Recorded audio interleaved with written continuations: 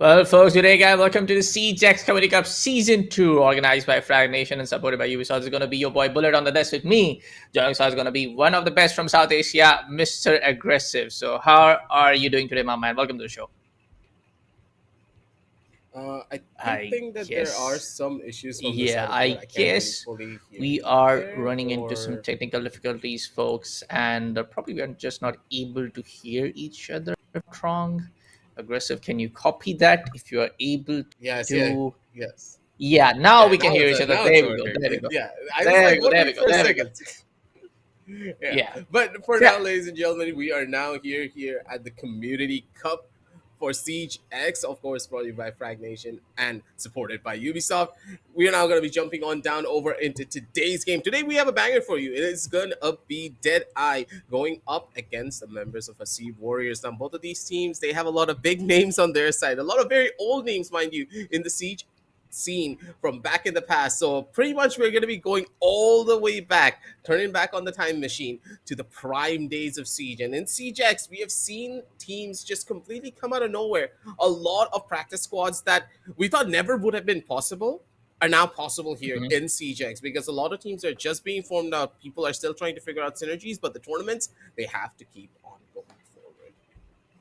100%. But before we talk about the teams, before we talk about anything else, let's take a look at the entire event format coming up for this season's Comedy Cup. Of course, this every other matches we're playing at the single elimination brackets. It's a 5-5 game, which is happening at the Pro League settings, as you all know it, folks. But remember that the in Comedy Cups, there's no more, I would say, the loser brackets or double seeded elimination in play. All they have is just one BO3 chance getting played. So there's not like a lot of the double, I would say, elimination brackets in play. You don't have a lot of, I would say, the time and the explore options that you can actually play around. All of the matches in the round one were getting played in best of one. The quarterfinale were getting played in best of three, and now today is going to be the semifinale, which is again getting played in a best of three format.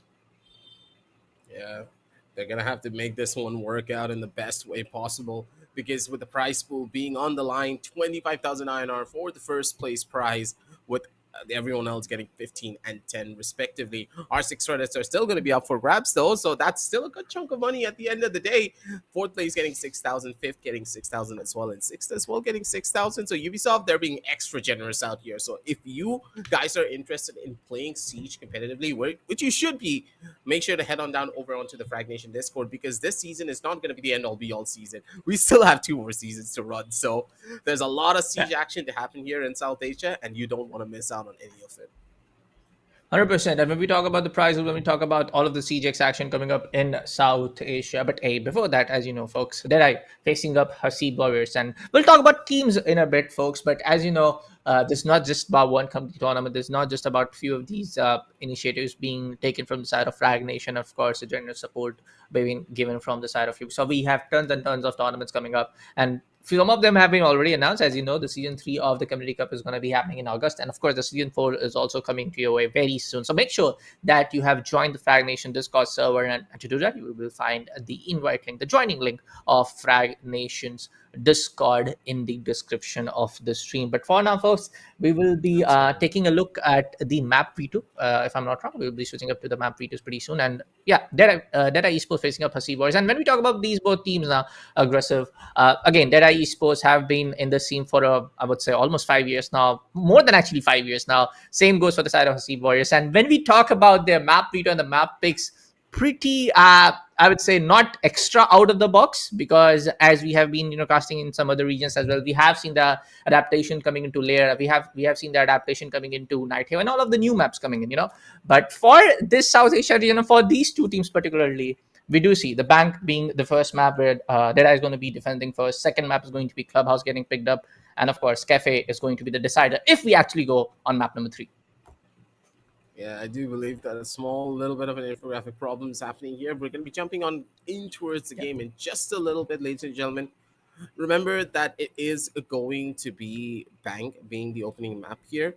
So let's just see where they're going to go with this one. Bank, again, a historical map where teams can really be the ones to cause problems if the opposition are not able to find a proper route and a good answer to a lot of the strategic setups. So it all will depend Mhm. from here. One of the bigger things I would say that a lot of teams kind of forget about whenever playing the map of Bank is the way to use the extremities to your fullest potential.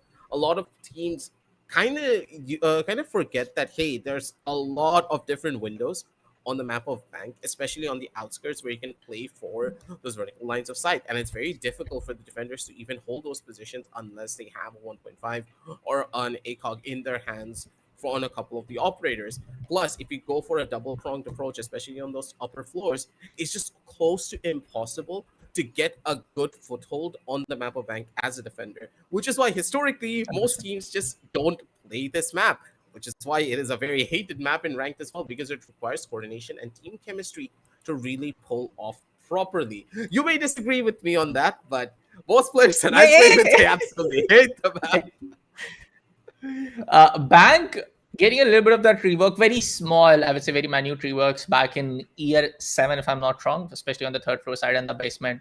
Yes, we have seen a couple of changes coming in with the hatches being one of the extra hatches being deployed on towards the basement over there in the northern corner, and then again the same which has been done on the third way office, the archives on the middle floor as well.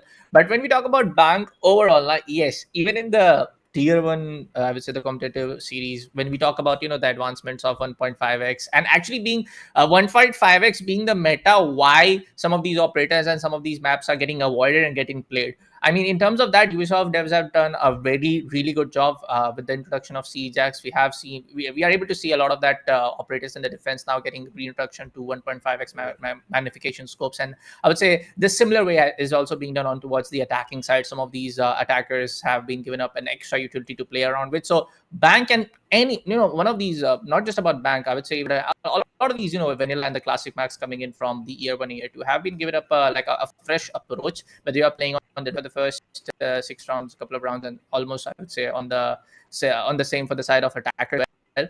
But it all comes down to on how you actually ban up the operators, because now in Siegex you have the new ban system coming up, where both of the attackers and defenders, we do get the chance to ban 2 operators from the side of the attacking team and 2 also from the defensive side. Again, the similar way, in the similar way, the things get reintroduced in round number 4, but up till I would say round number 6, the bans get reset. So you do have that operator bans which have been kind of like remixed and revamped, which I feel becomes a very game changing option, especially in rank as well, especially in pro league as well, because the rank operator bans work in a very different way compared to what we are going to see today in terms of the competitive play.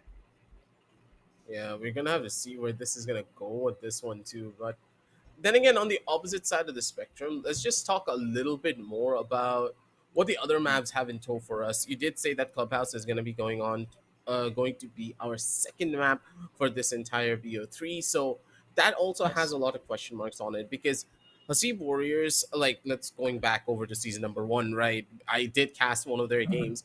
They had a different roster there, but at the same time, Hasib Warriors really did showcase a lot of prowess when it comes down to playing the longer rounds of siege. They're a much more patient team. They're a team that relies a little bit more on the strategic aspect of the game, and 100%. that slower level of play, and especially with the experience that they do have, could be their edge factor. While from the side of that, I don't really remember the players that much. Again, it's been years, right, that I've seen these players play, but the Yeah. names are there, but the playstyle is just not as clear as day to me. Maybe you can shed a little bit more light on what kind of playstyle we can expect from the members of Dead3ye, because they did not really play on the last Fragnation tournament. From what I have seen, the players. I mean, when we talk about Dead3ye's roster, now it's like we have Ninja Free, we have Expansion, we have Rust, we have Nex, we have Iron. So these 3 and 4 players have been there since the starting of the competitive era. I know Expansion a lot, by the way. Expansion comes from the console community. Now he has made the transition to the PC, and now playing a lot of the competitive Siege with alongside Ninja Freak and Nex tells a lot about on how some of these players are dedicated towards and devoted towards this game. But yeah, when we talk about the play style, I mean, for both teams, I would say a little bit more for the side of receivers. They like to play very methodically. They like to kind of have that trait. I would say kind of like a strong trait of readapting and improvising a lot of the situations coming in from the opponent team. I have not seen exactly in the same manner coming up from a team like Dead3ye Esports, but when you talk about guys like Ninja Freak, if I'm not wrong, I would say for the side of Irons as well, some of these players have played exceptionally well when they got the chance to play against some of the best rosters which are present in the global circuit. I'm pretty sure that Ninja Freak was present in one of the Siege majors, which happened back in 2021 or 2022, which there he was probably the second MVP because they lost the entire series, but he was the second MVP. So I know a lot about Dead3ye Esports, but when you talk about the side of Hasib Warriors, you have Hasib, you have Taha, you have Naughty Ashrit. Of course, some of these guys are the brains and the IGL, I would say the big brains coming in for the entire South Asia seed. So yes, on one side you have that one team who's gonna show you the promise of initiating those gunfights, winning those gunfights. On the other side, you have that one particular team who's gonna play a very methodical siege. But there we go, the ban's already done. As we proceed on to the match, it's gonna be oh, it's gonna be Monty and Ying getting banned. Okay, Mira and I would say Kaid is, I would say, pretty much not out of the blue. It's pretty much as expected, but Ying getting banned in Bank where Hasib can utilize. Oh, that's a ban from Dead3ye. Apologies. So yeah, even I have seen Dead3ye players playing Ying, actually relying on Ying a lot. Same, I would say, for the side of Mira. Mira is like not like a targeted ban, but Hasib knows him for a side that you might not be able to play a lot well on the first attacking side from our side. So yes, banning Mira would be a very great choice. And of course, it's a bank. It's one of the regular bans coming in that you have to ban Kaid and Mira if you're playing on bank. Yeah, this is going to be quite a crucial one. And the fact that Castle is now back into the game as well, ladies and gentlemen, that's even more important because if you don't have a Castle on the map of Bank, good luck standing anywhere as a defender. And honestly speaking, in Yeah. ranked, it is a horror story whatever this map goes through because without that castle, you just can't really play out in the open at all. You're forced to either bunker into the side or just play from a hard stuck corner where if you get droned out, you just don't have anywhere to run. But at least now, games are going to be a little bit more easier and understandably so that the Ying is going to be something that they don't want to deal with because the Yin Candelas, especially if you just place out a smoke in front, Yeah. can cause so much disruption for the defenders that most players just don't really want to deal with it. It takes away a lot of the rush strategies that could be coming through, especially with Yeah. the Blackbeard and the Ying. Can you imagine a Blackbeard just walking in front and the Yin Candela just being yeeted from the back? That Blackbeard's just gonna have free reign over the entire side if they time it right. So a lot of these teams, because of these strategies, have just kind of shimmied away from stuff like this. But then again, Mhm. playing this one in a little bit more of a smarter fashion here, the members of Hasib Warriors, again, keeping up their trademark. They're not going to be rushing. They're going to be taking things slow. But that slower approach and the double pronged sideline as well that they're going to be going in for requires time to set up. And time may be on their hands, but at the same time, if they're not careful, it could slip away at any second. Mhm. I feel like, yeah, when we talk, like I told, man, Hasib Boys is that one team. Now, when you have guys like Ashrit and Taha, we have seen. I mean, I would say even Hasib, for instance, but yeah, Ninja Freak playing on that shield. But oh, Plant is going down. It's going to get taken care of. With the C4 expansion gets the one on Zetas as well. That's going to be a quick 3v2, quick turn of events. Bars gets the upper hand on expansion. One of the crucial guys in terms of the guy who is the epitome of just taking frags left, right, center. Ninja Freak, you just didn't do that. What? Even the Fatah will be able to take him down. The classic clash play. Next is down. We're playing in vertical to deny the Plant going down. Next going to confirm the side of Fatah, and that's going to be a 1v2. I was just talking about the methodical approach, but in between those, quick turn off events, it's going to be a 1v2 where I do feel that when you don't have the C4, Next has to pave his way back to the objective site and start to push in for the clutch. Now the Plant is about to go down. Yes, Gridlock has already placed his track strings on both sides, but he's going to miss that red stairs. But Taha eventually just going to make sure that nobody comes up to deny the Plant from the spirals. Yeah, good game sense coming in from Taha here. Then the footsteps immediately knew this was going to be coming in from Red Stairs. Beautiful early start coming through from the teams from either side of things, but at the same time, they cannot get a little bit too comfortable for it. Immediate pause has been taken again.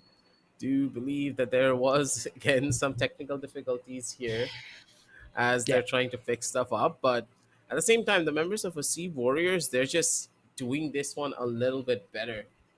But one of the much more questionable sides of what happened in this very last round was the fact that they were not really ready. You could tell that the defenders, they were just being forced into a corralled position where they were just being put onto a chokehold.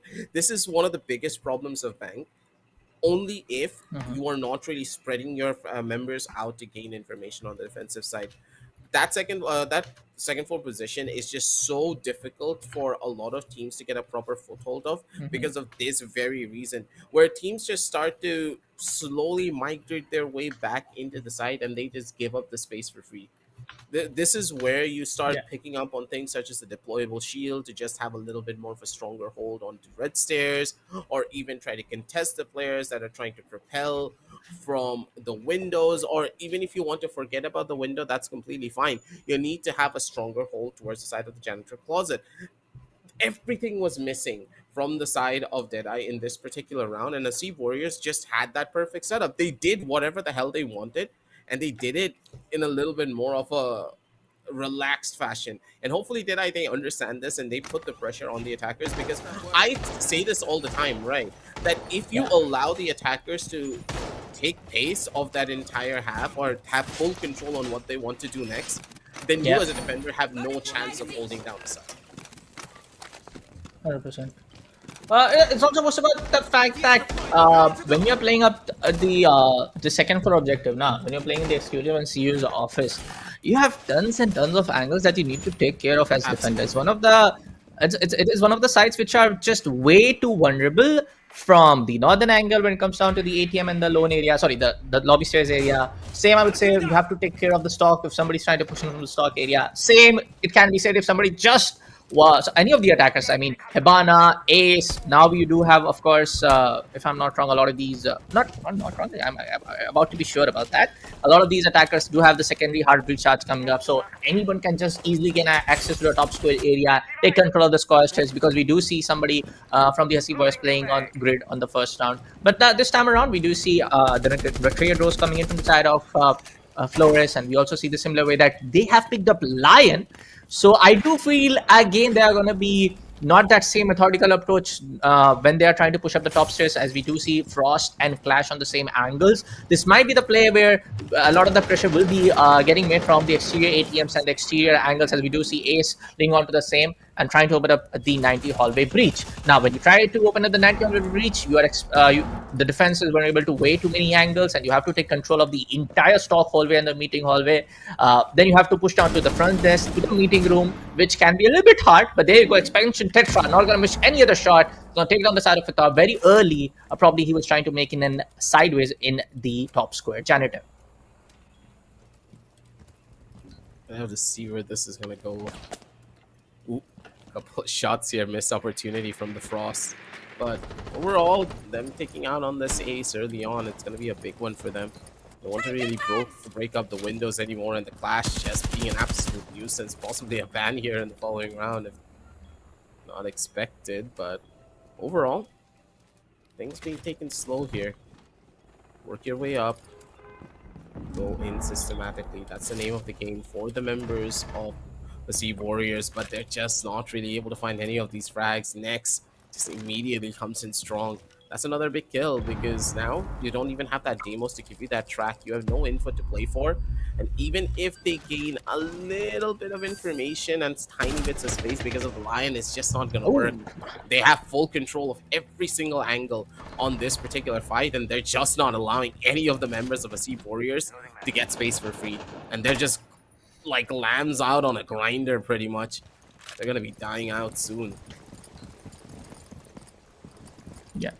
I feel like there's going to be a couple of that play, one round for you, one round for me, because this is just the second round. This is just the first half. Both of the teams are at least going to experiment a few things here and there against against their opponent here and there a little bit up till I feel like round number 4. Yes, some of these rounds can be used as an advantage from any other side, but there we go. Expansion plans the first shot, and that's going to be a flawless round. I didn't notice that. There's nobody from the side of defensive team getting eliminated. So that's going to be a really good play happening in from the side of Dead3ye Esports to improvise on what they did wrong on round number 1. But hey, I feel like that Ying ban is kind of affecting the side of Hasib, because again, when you're trying to open up the meeting hallway, 90 hallway breach, and then you're trying to approach the stock hallway, you need smokes and flashes to at least take the control of the top spare, or either if you want to push down from the side of main stairs. So I feel like it's affecting them a little bit when you have the option to just throw back-to-back 3-4 containers. Now you can at least take out 2 of the guys in the entire time frame. Another option could have been there is to just pick up on that glass as well, right? Having glass would have been a 100%. big game changer for them, where they utilize the glass and its smokes to just easily take the fight. But don't forget, like, Hasib Warriors did win out on that first round, so they just didn't want to change anything. But this was a good adaptation coming in from members of Dead3ye. They understood they gave away too much space. They tried to play it more aggro. They were able to find the fights, kill out on the ace, and even though they killed out on the ace, they were not shying away from taking a lot of these fights, and that's perfect coming out from them. But Dead3ye, now they're going in for a little bit more of a hunker down strategy. They do have the smoke, I do believe. I can't really fully see it. Yeah, it is going to be the smoke, and of course the Tachanka. So they have ample amounts of salt. Like, this is impossible for the members of Hasib Warrior to just brute force through and just try to maybe get a smoke plant here. That's just not gonna work. Dude. You need to go in for a fight, possibly find at least 2 frags, because if you don't, I don't see a world where this is gonna work. But instead of the 2 frags going in the favor of Hasib, it's gonna be Dead3ye who gets the opener, and that's perfect because with that opening kill, that's your Blackbeard now gone. One of the big key points for this attack will not be existent for the rest of the round. Boy, this is probably the second time where I'm seeing somebody from the side of Hasib is getting taken out very early. There's going to be Zeros also going down without getting at least even 1 frag, because this is round number 3. But anyways, before we say anything, we got to take the blessings from the Lord. Lord Tachanka is getting picked up from the side of expansion, which after the rework is very viable, or 100%. But Bars anyways is going to take down the side of next. But yeah, all hail the Tachanka Lord. There we go. That's gonna take the triple. What the hell? Damn. He's just gonna pick up the quad. Probably be looking in for the first ace in today's broadcast, folks. In today's BO3, I'm not really sure about somebody was able to do in the season 1, but I'm pretty sure they would have done so. But that's gonna be the side of Rooks going ham. Probably possibly just looking for the last guy, and he's definitely going in the same option on the right direction, I would say, for now. But he gets a lot of the damage being taken from the last attack, which is going to be ace, of course. He's on 90% HP. Rux has to back off for a little bit. He's just way too, I'm pretty sure that he's on a 9 or 8 HP from us, as far as I can remember that HUD. But there we go. Paramedic's going to take down the side of Fatra, and that's going to be Dead3ye Esports securing round number 3. Again, this is more about the initiation and I would say the solo individual play happening in from the side of Dead3ye Esports. We have seen that in round number 2, and it's exactly the same happening in round number, I would say, 3. This is really smart coming out from them. I like this setup from the members of D3. They're doing it well, but let's not get too complacent in their position. Still a couple more rounds before the swap comes through. Clash immediately getting banned, and the Blackbeard as well getting shut down. This is a problem. Like, you can smell the issues already being showcased from the side of the Hasib Warriors. So the Clash not being there, it's going to allow them a little bit more leniency in what they do next. But one of the core fundamentals of Siege is to have that perfect level of roam clear by utilizing drones. And the drone play has been a slight bit sloppy from the members of the Hasib Warriors. Hopefully they realize that already, emphasize a bit more on the overall drone situation that they have going for them, and then opt to go in for a much more heavier attack push, because currently the team is just not able to balance out on a lot of their aggressive plays and the way that they want to take these gunfights, and as soon as they do, it'll work.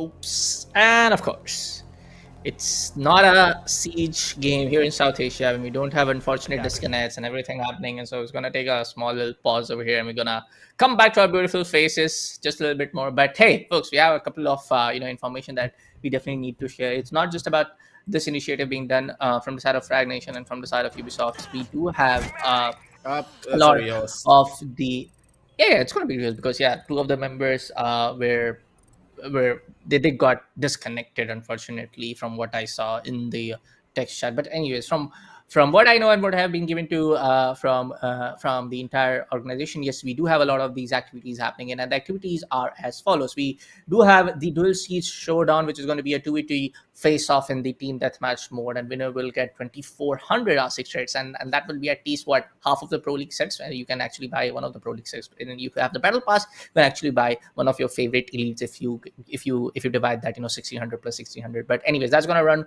from July 11th to July 16th. Actually, the registration period is going to be running from today, July 11th to July 16th, and which is going to end up on 9:30 p.m. IST. If you want to play that 2v2 straight up fast paced action, definitely go and register for that. But we also have an R6 meme competition where I did participate and tried my hand as well. And of course, the Siege meme winner will get 1200 R6 credit. And we also have the one and only, probably that was that is going to be the another third event, actually an activity being done on the Discord server of Fragnation, which is going to be Steal the Show. On this Steal the Show, you have to submit your best clutch clip, best ace clip. It can be anything related to in terms of CGX, where winner will get 1200 R6 credits, and you have to submit this between July 11th to July 29th. And remember, folks, every other activities have been dedicated to another, I would say, specific test chat and specific event chat. So make sure that you're following the same ones when you join the Fragnation Discord. Absolutely.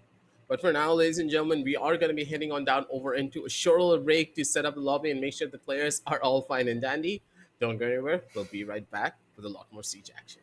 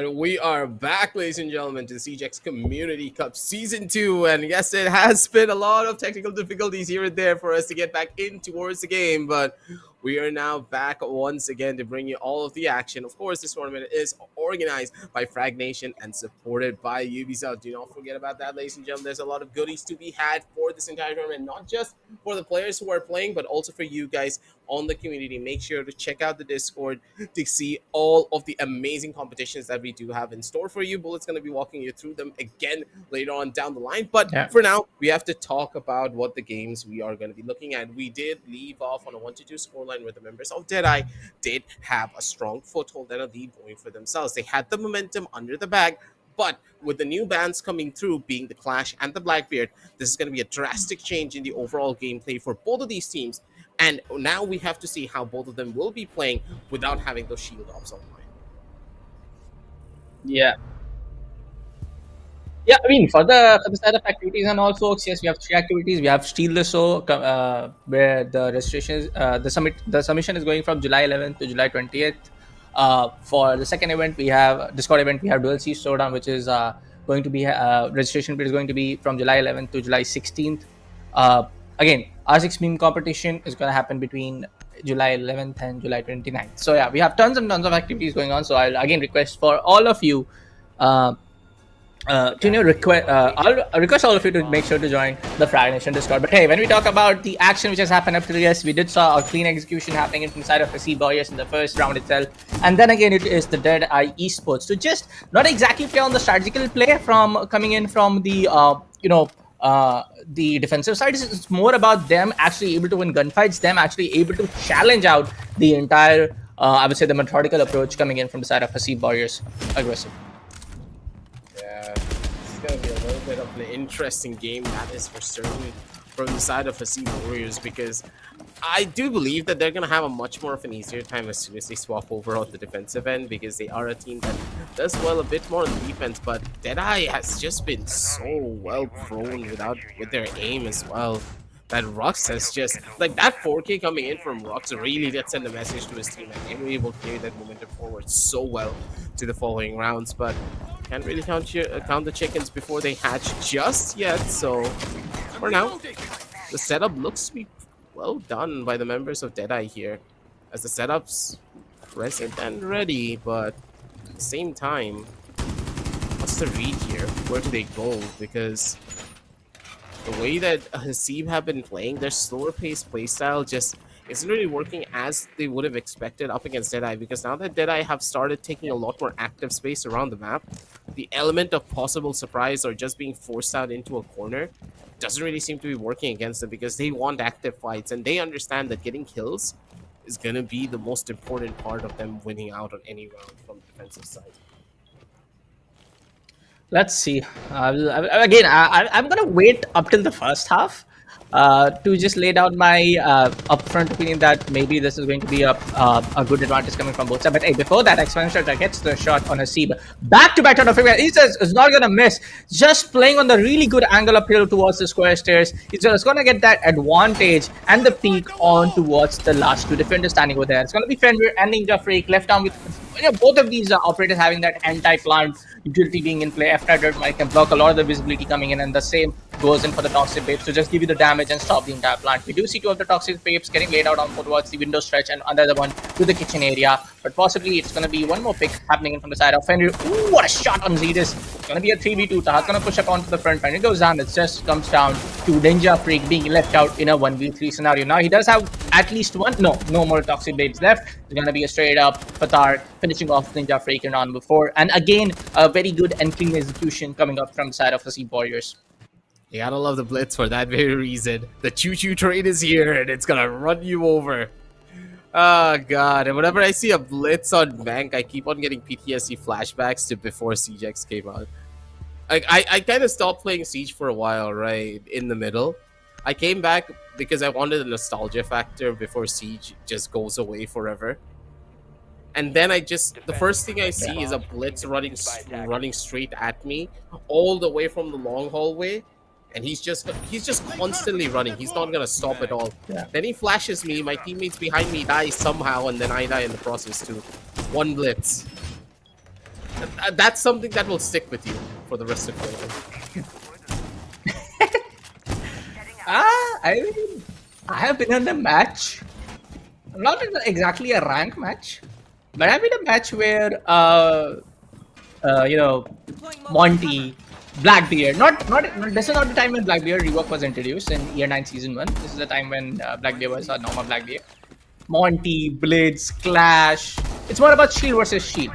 And again, then you have the combination of Ying, Scandelas, and everything. But anyways, folks, that is the fun part. We'll talk about sometime later. But as we proceed on round number 5, it's going to be in rounds for equalize from both ends. And this is going to be a very, I would say, a clean setup being done from the side of Dead3ye Esports in with defensive. They do have his army, they do have Jaeger, they do have Castle. Oh lord, it's good to see Castle back into play. It's going to be interesting to say the very least of where they're going to go with this one next. Positions look to be quite potent and strong from all of the sides here, but the Sea Warriors, what's the answer for them? They do have a couple of pretty good ops to really play for here, especially with the long pauses now being taken, the movement back being under control. A little bit unorthodox in their overall approach. So they are going to be playing from the skylight position to just get a bit more of open space to play for themselves, but even then, look at the way that the members of Dead3ye have set themselves up. They're not giving anything away. Stockroom getting held like this is really well played out, and Taha taking so much damage, but it's going to be Baz who comes in for the save. He's going to be able to find the trade-off, but Taha, the fact that he's super low like this, can't really do those blitz shenanigans anymore. Yeah, right now, again, I do see actually, again, this is a rehost for that's why you're not gonna see the frags and the scores from the previous rounds which have been played in the previous map, which was before the rehost. But I can clearly say for a fact that when expansion is still alive till the last of the round, expansion is being the barrier against the side of Hasib Warriors to cross out the entire win round situation. But if expansion gets taken out immediately, there's going to be, Dead3ye Esports falling like a deck of cards. There we go. Expansion goes down. Zita's going to find the way onto next. We still have Paramanic and Rex playing on in, but that's going to be Taha making sure the diffuser getting planted up. It's going to be Bars to make sure that nobody comes in from the Skylay hallway, and that's going to be diffuser getting successfully planted. UMP kill on Bash. It's going to be a now 4v2. Paramanic also goes down to take down the side of Zedish. Now it's going to be a 3v2, which is very crucial. Two of the plays are up there on the side of the window over there. But it's still going to be a very tough situation to actually go down. Make sure that you don't have the don't have the lines of sight against you, but Paramanic is not going to stop. He's just going to go out and take the double kill. 70 seconds left on the clock. You just have 10 seconds to make this happen. It's going to be a counter diffuse. Boyoba, it's going to get happen. It's going to get happen. No, Pitar takes him down. And that's going to be Hasib to find the final kill. Almost getting that counter diffuse play in. Damn. Almost. Yeah, that was a little bit too close for comfort, but you could tell that Hasib just came in clutch there at the very end. The fact that he was able to thread that needle so well to get that kill on the player who was going in for the diffuse there was quite clutch indeed. But on the opposite side of the spectrum, the members of Dead3ye Esports, I mean, like, they kind of overcommitted on trying to kill out on that blitz. Like, I understand that you have such a good foothold over into the Stockroom position, but you need to understand, if you lose out on the player from Stockroom, your overall team synergy and setup just starts to fall apart. You need to play that one a little bit smarter here, but the Chanka going in for something very different, completely opening up the wall. This could be a blessing in disguise, but at the same time, what's the strat here? Because Dead3ye, they're going in for something that we generally never see in Siege.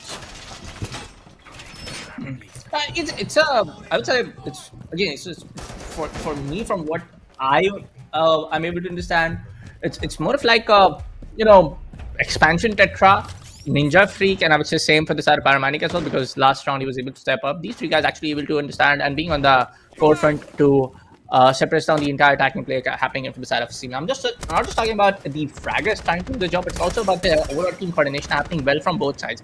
Hasib around this time will be around victory coming up.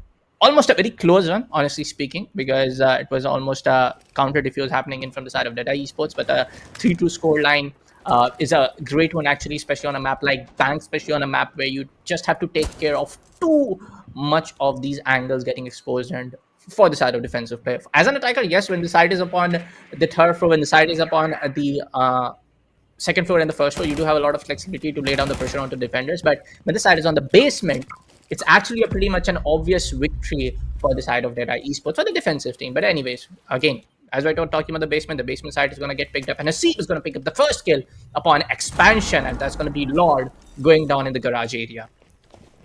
That was a big kill. Being able to find so much value. That's a good pick off there on the opposite side, though. Pyromaniac doing wonders for that one. Had the perfect read for it, and the shot was just so much better, too.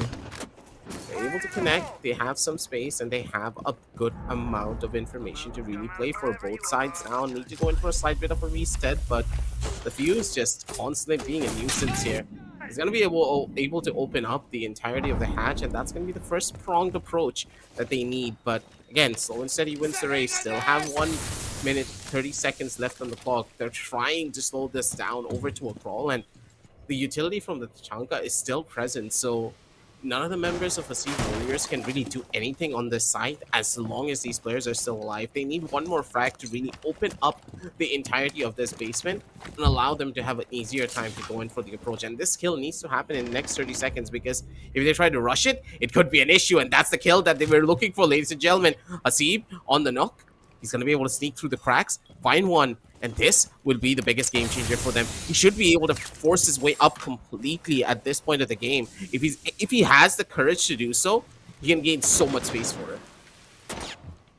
Yeah, Ninja Freak playing up on the vault, and actually it's going to be Rux playing on the second floor, just making sure that if there's going to be too much pressure happening in from the base, from the garage area, and somebody trying to push up towards the servers, maybe there's going to be chance. But Ninja Freak's not going to stop. It's on the side of a seat. That's going to be 3v3. Actually, there are two more guys pushing up from garage, which is not exactly a right thing to do, but that's going to be one more coming in from the hallway. Tahaulo takes on the side of Ninja Freak. Just 50 seconds left on the clock. They have to go in for the plant. The Lion scan is almost over, so all the secondary utility that you have is going to be the drones coming up from the attackers' way. Zero's gonna go out. The plant is still not happening, and now the plant is about to go down. Paramedic takes on the side of Taha. 2v2, 1v2. Now triple kill from Paramedic. This is gonna be a very close one.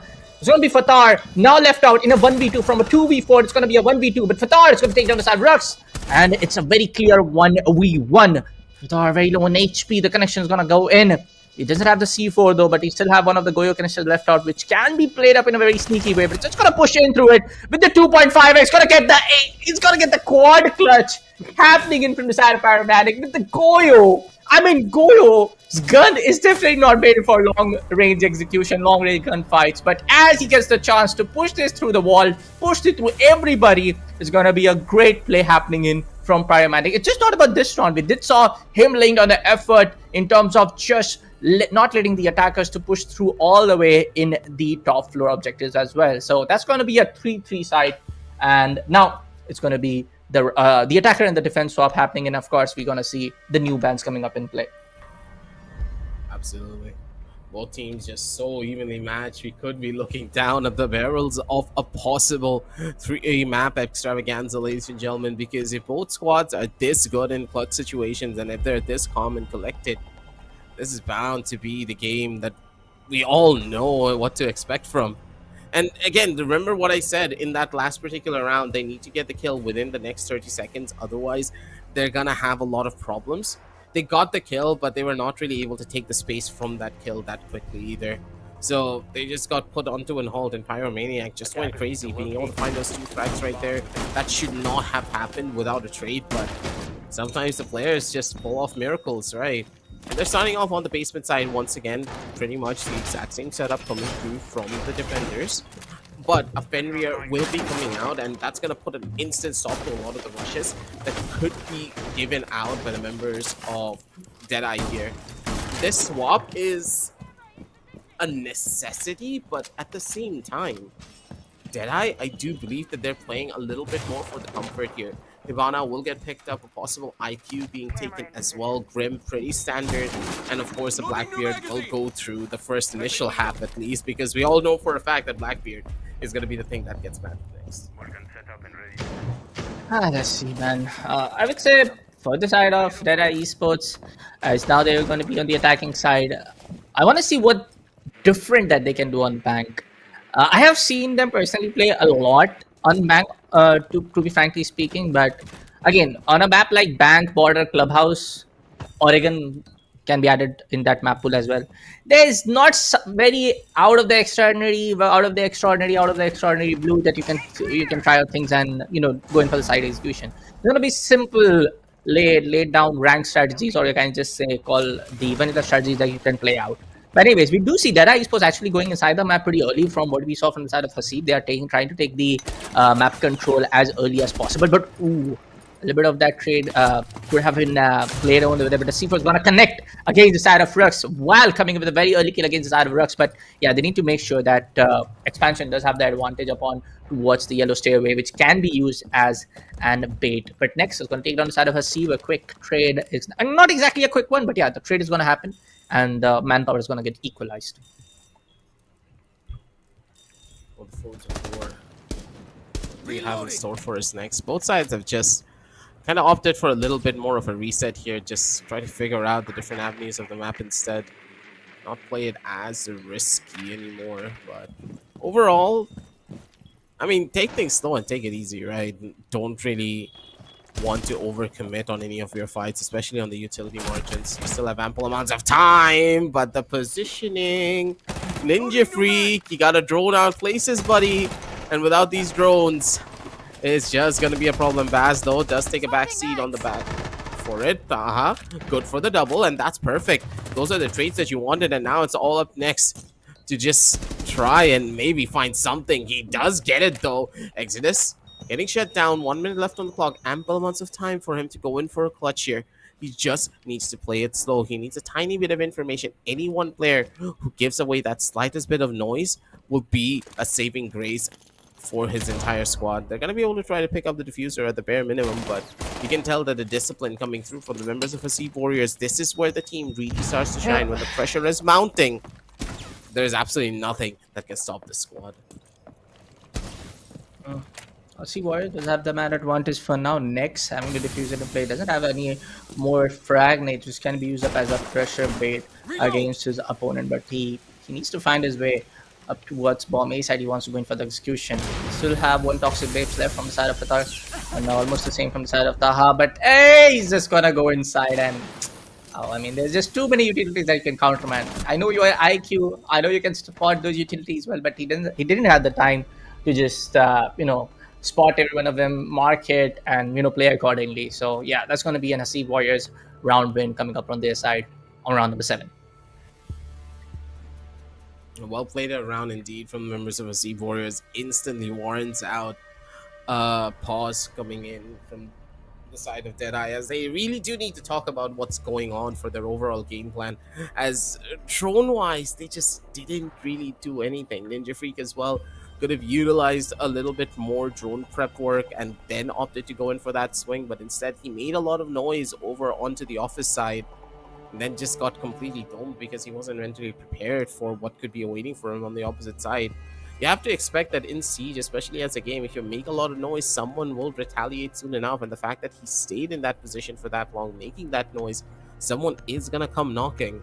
And losing out on your players one after the other just kind of put them in a spot where you don't want to be in. But overall, gotta take things slow and take it easy, I guess. Because for the members of Dead3ye, maybe this pause could have been what they needed to get themselves onto that same page and get a proper game plan going for them.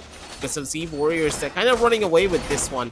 One more round and the momentum back in their ballpark, and an instant fail that could just be the thing that Hasib Warriors need, because taking the map of Bank away from a team of Dead3ye's caliber, where you know for a fact that Dead3ye just likes to play this map a little bit more, it's gonna be tough, that's for certain. Because going onto a vanilla map of Clubhouse, where we know for a fact both teams are gonna be very strong on, you don't want to take a gamble like this and play a glorified BO1. I feel like I do have a feeling, I could be wrong, this first map going on overtime. I could be wrong, but looking at the entire pattern, I feel like. But on the map of Clubhouse, my bet is on for the side of Hasib Warriors. I know offense to the side of Dead3ye Esports, but on the map of Clubhouse, I have seen Hasib Warrior play really well against some of the best teams which are present in the CG Sports scene. But anyways, comparatively, what better Dead3ye Esports is able to do is just able to actually take the map control as quickly as possible. But that comes down to the cost of you not able to get the as much amount of the intent that is actually required to make your play. But yeah, expansion on IQ, Paramaniac on Hibana. We do see Blackbeard trying to make his up on make his entryway towards the square stairs. So not the square stairs. Apologies, that's going to be top square. You get confused between square stairs and top squares every now and often, especially with me, a guy like me. But expansion is going to take the first kill on Star, and that's going to be no more Warden in play. So a lot of these, flashbangs, a lot of these actually the flashbangs and stun is going to cause a lot of the problem when you don't have Warden on your side, especially when the plant is about to go down. But 1 minute and 45 seconds left on the clock. Maybe things need to get a little bit escalated from the side of the esports because they don't have a lot of the time left on in their hand. The grenade is going to come in on the face of Buzz, but it's just going to back off as we are trying to prep the C4 against the window. Let's see where this is going to go to. So many alarms just being placed out here. That's perfect. Perfection doesn't come through that easily. To see how far this is going to keep on going for this entire team. Pyromaniac getting shut down here. 1-for-1 trade now for either side. But at the same time, because Pyromaniac was the Hibana for the team, losing out on your Warden is not going to matter as much. C4 just comes through strong. Baz is going to be able to take down another one of the raid bosses here. Daha taking first lines of contact, already creating pressure, and the Hasib Warriors, they're just in such good spots. Look at their overall positioning. While the members of Dead3ye they don't have any map control whatsoever going for themselves.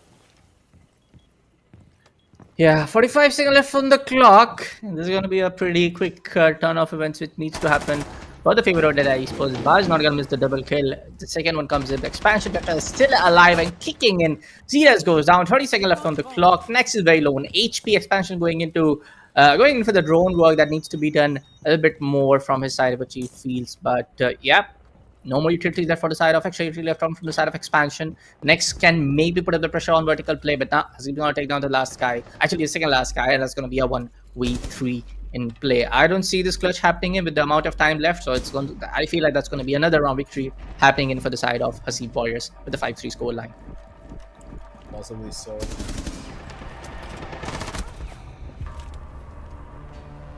We're gonna see where this is gonna go. It's just hard. Like I don't know what exactly the members of Dead3ye can even do, because I don't think that they're very comfortable attacking on this particular map. You could see that the members of Hasib Warriors, they had a proper pronged game plan strategy going for themselves. If you know for a fact that your opponents have a lot, and I mean a lot of people running around and roaming and holding out the different extremities of the map, they're playing for the longer ranges, right? You need to have some form of an info op going for themselves. The members of Dead3ye are purely relying on drone work. Yeah, I get it. Maybe your drone work is incredible, but drones alone are just not going to be able to give you enough information for you to clear out these positions. You had no idea where to go next. Maybe a Dokkaebi, even a Lion, or all three of Dokkaebi, Lion, and Deimos could have been utilized to try and just give you that slight bit of an edge for information. A lot of teams, they just go for this very reason, because for attack, the main thing that you need is information, especially in the modern day of Siege. Having a lot of hard breach utility is just not necessary, because a lot of the other characters now have exothermic charges that you can utilize to break out the walls as well.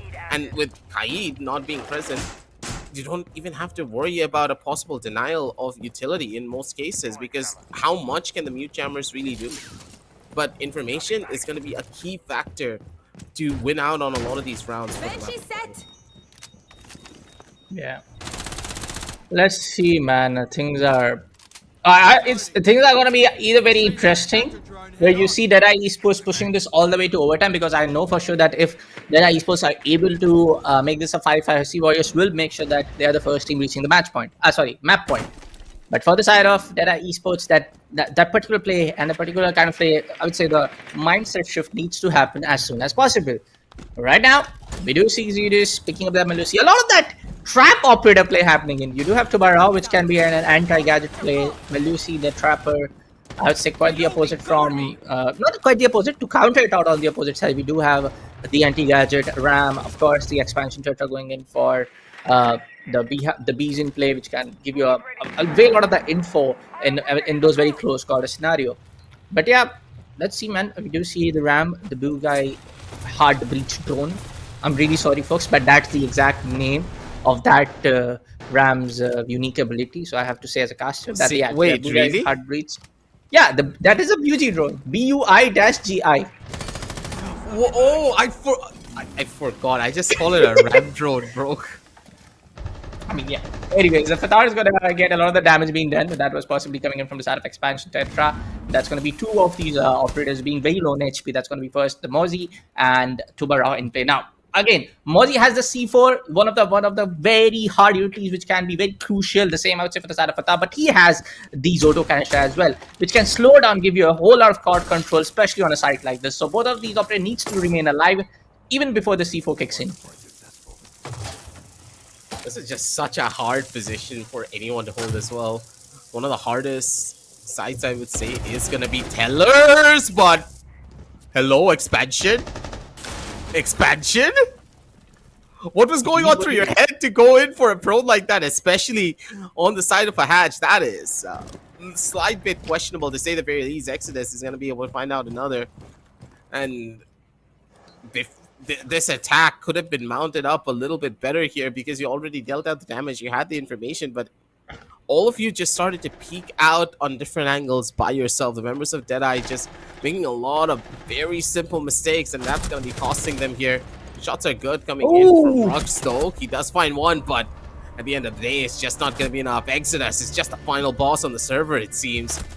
And the players of Hasib Warriors, they're now at match point. One away from taking victory for the map of Bang. I mean, I'm not sure whose pick it is, whether it's Hasib's pick or whether it's Dead3ye.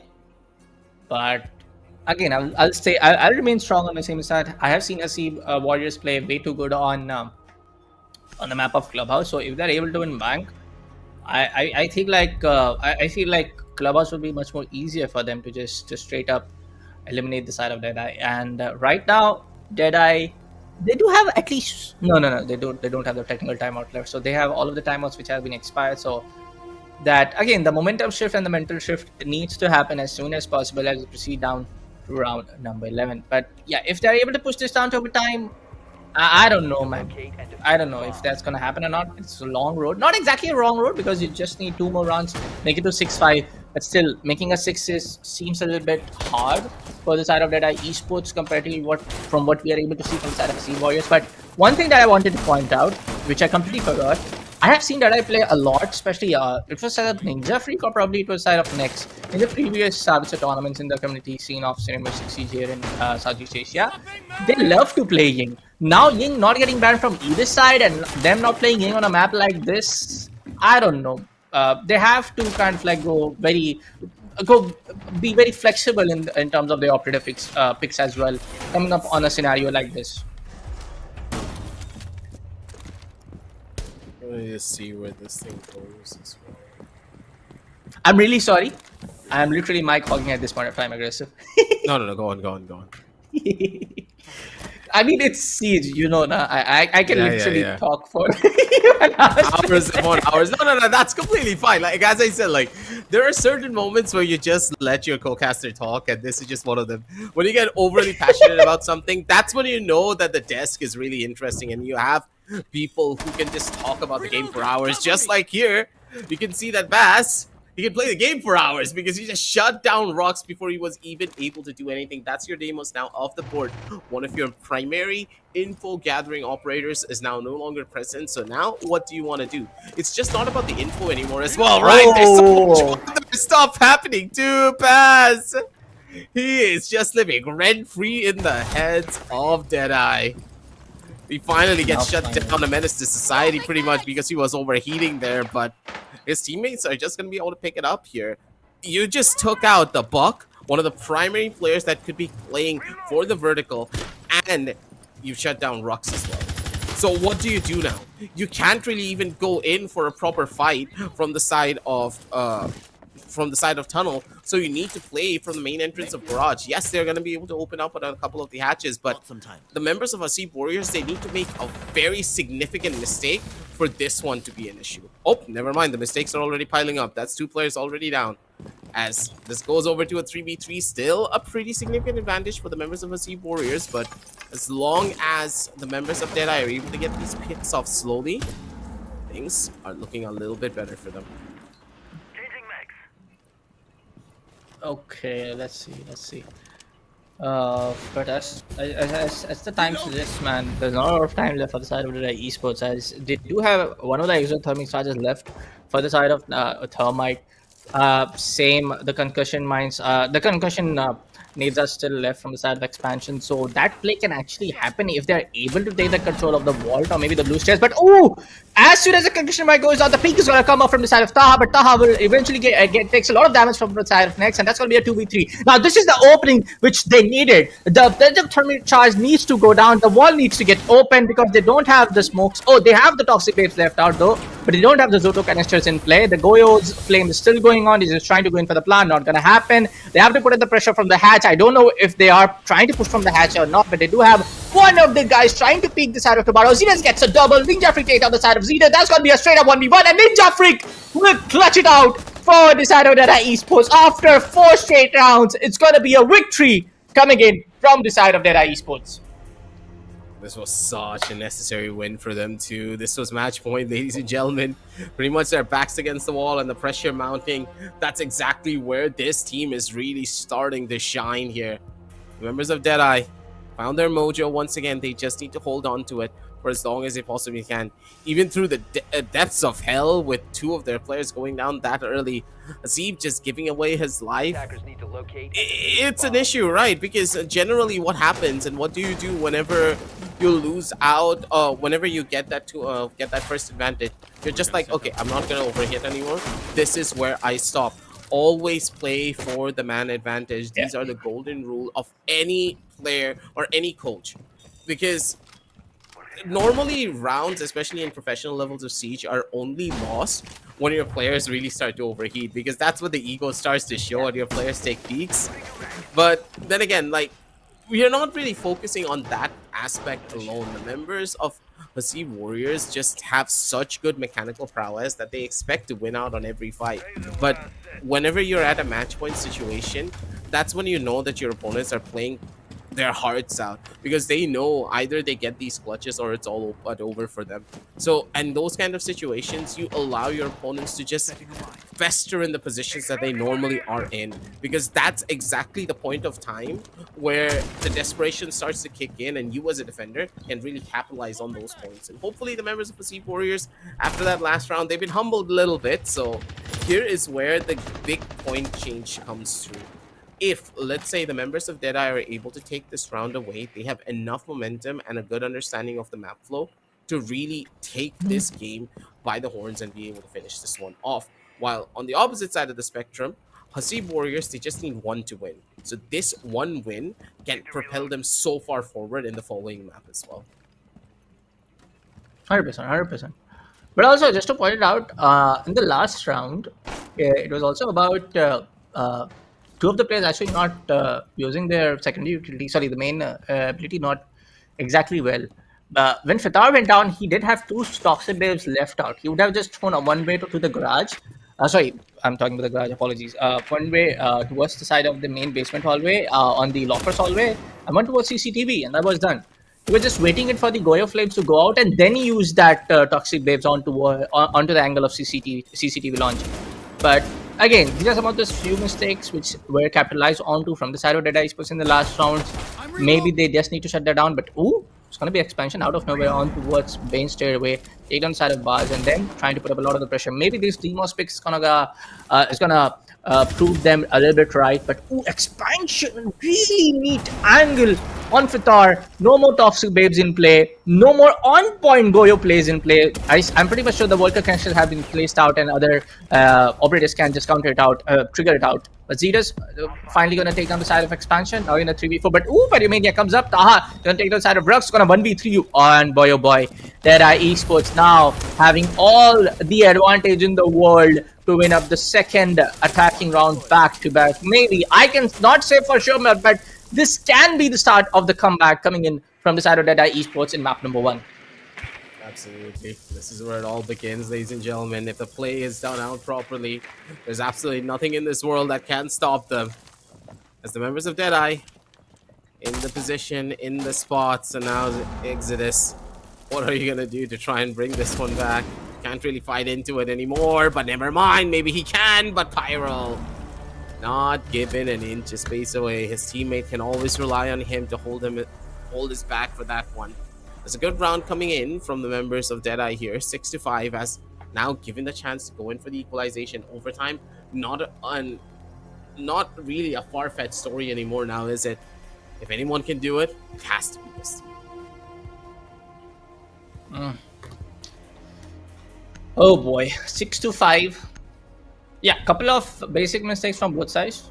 Not gonna hold myself to say that. Couple of basic mistakes from both sides, but yeah, I feel like for the side of Hasib, they are definitely getting that reality check that if you are losing your bodies very early in the round, it will be the side of Dead3ye Esports to just pounce on you from anywhere around, and that's gonna be the old Pro League charm right there equipped for the side of Hasib. I love that. And I'm pretty sure that he has the veteran charm as well. Sorry, the veteran tag as well, which we might not able to see because we're not able to see the loading screens.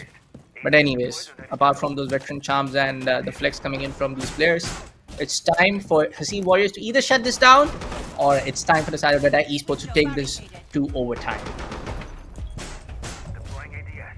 We're gonna have to see where this is gonna go, that's for certain. But for members of Hasib Warriors, I'm pretty sure again, it's just that multifaceted approach that we keep on talking about in those previous rounds, where you can tell that Hasib Warriors, they had a proper game plan going for themselves, but that game plan just didn't equate to a lot of pretty good space. But for now, giving them the benefit of the doubt here, as once again they're going in for that much more slower style approach, something that they're really known for. Amos is present, but at the same time, he does have 3 players to track. He may want to track out this Womai as quickly as he possibly can. Knowing the Womai, he's probably sitting somewhere waiting to pounce on his opposition.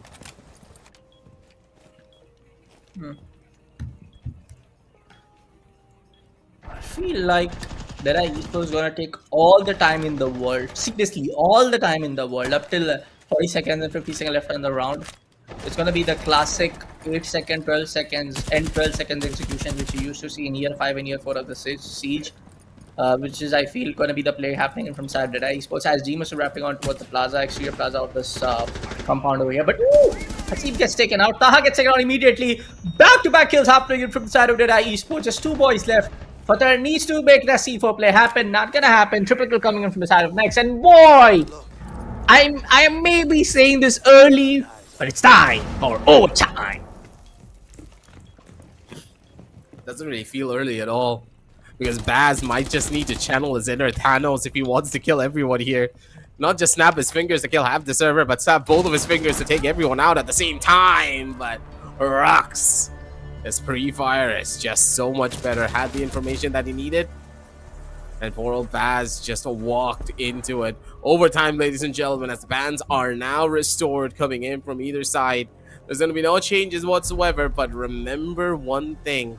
The members of Hasib Warriors, they're gonna be in for a treat, that is for certain. If they're able to win out on this one attacking round, sorry, the defensive side should be a slight, their attacking side is a lot more better in comparison to their defensive end, as we have seen. But then again, like, it's been a while, right? The members of D3 now have the momentum under their favor, so their gunfights are looking to be a little bit more clear. So they can utilize that momentum now on this defensive side quite well, as it seems as though the members of Dead3ye, they're going to be going in for the exact same strat once again, opening up the entire wall, using the Tachanka. This has worked wonders for them, especially with Pyro getting that clutch in the past, but clutches from singular players can only happen from time to time. You can't always rely on one player to carry you forward. This is why team play and synergy is just so crucial and important. And this is where the team will really be tested on whether or not if they're going to be able to shut down the Sea Warriors, because if they do, their attack side has been looking quite clean, especially with the comeback that they mounted. Yeah. For the side of Dead3ye Esports, one thing is for sure. I mean, when you're trying to play an, I can definitely call it an off-meta character. Not exactly off-meta, but I would say not an on-meta character for sure, but not exactly off-meta. Like Lord Tachanka, you need to remain alive to the till the last of the round, because his explosive barrage is just takes way too much time to get diffused off compared to what Goyo and other attackers like Capitao can do. So you just need to remain alive because you have 20 of them. You can actually just shut down the entire vault. You can actually just shut down the entire dock area. You can just shut down the entire vault lobby area with these five or six of these explosive nades in play, because those flames just go just starts to just fume on and on and on. So I feel like expansion needs to just cool off a little bit. Do not play on the gunfight initiation. Play very passive from your side. Not exactly, I would say, same for the side of Paramaniac, because that guy has clutched rounds after rounds for the side of Dead3ye Esports. But for the side of Sea Warriors, maybe I feel like those a little bit quick picks, like just as we saw from the side of Hasib, needs to happen as early as possible. When you're trying to, from the looks of it, I feel like there's going to be a straight main stress push and the vault hatch getting opened. But we also see one of the players trying to make his way towards blue stairs. So yeah, a multi-site approach coming up from the side of Dead3ye Esports, which is I'd say a very classic example of what we saw and what we see in the competitive siege play. But yeah, 1 minute and 50 seconds remaining on the clock. They need to take out the side of Mania playing on the server room, and you definitely need to take out the side of Rush playing on the playing on the garage room over there, just around the dock area. So if these two guys are going down for sure from the side of Dead3ye Esports, I don't see Hasib Warriors failing this particular round to win. Let's see where this goes. Push out. It's very slow on the overall take. They want to go in for the hit, but doesn't really seem to be the case just yet, as Pyromaniac working his way back as quickly as he possibly can. This is a bit dangerous on where they want to go next for this one. Daha already good for the opening kill, and one after the other.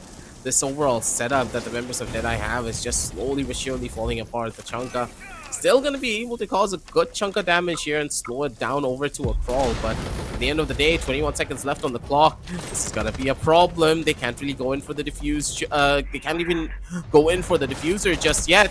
Players are dropping in. That's a good kill coming in from Hasib. He's looking for more. He needs to give the team the space that they need here, but look at going to be done. Lord Tachanka, ladies and gentlemen, to really hold down the line. That's all that they needed. As long as Tachanka lived, there's absolutely nothing in this universe that can stop them. They didn't have a hard breach to open up that frontal wall. If they were able to break that frontal wall, this was all but over. This is don't get me wrong, this was a very classic whiff coming in from the side of the Warriors. I mean, not exactly from the side of the Warriors. This happens to the best of us. This happens to T1 tier teams. This happens to a lot of, from what I was able to see, there's that one tournament going on right now, the EML Challenger Series happening in the UK. Sorry, not happening in the North American region. It happens, man. It happens.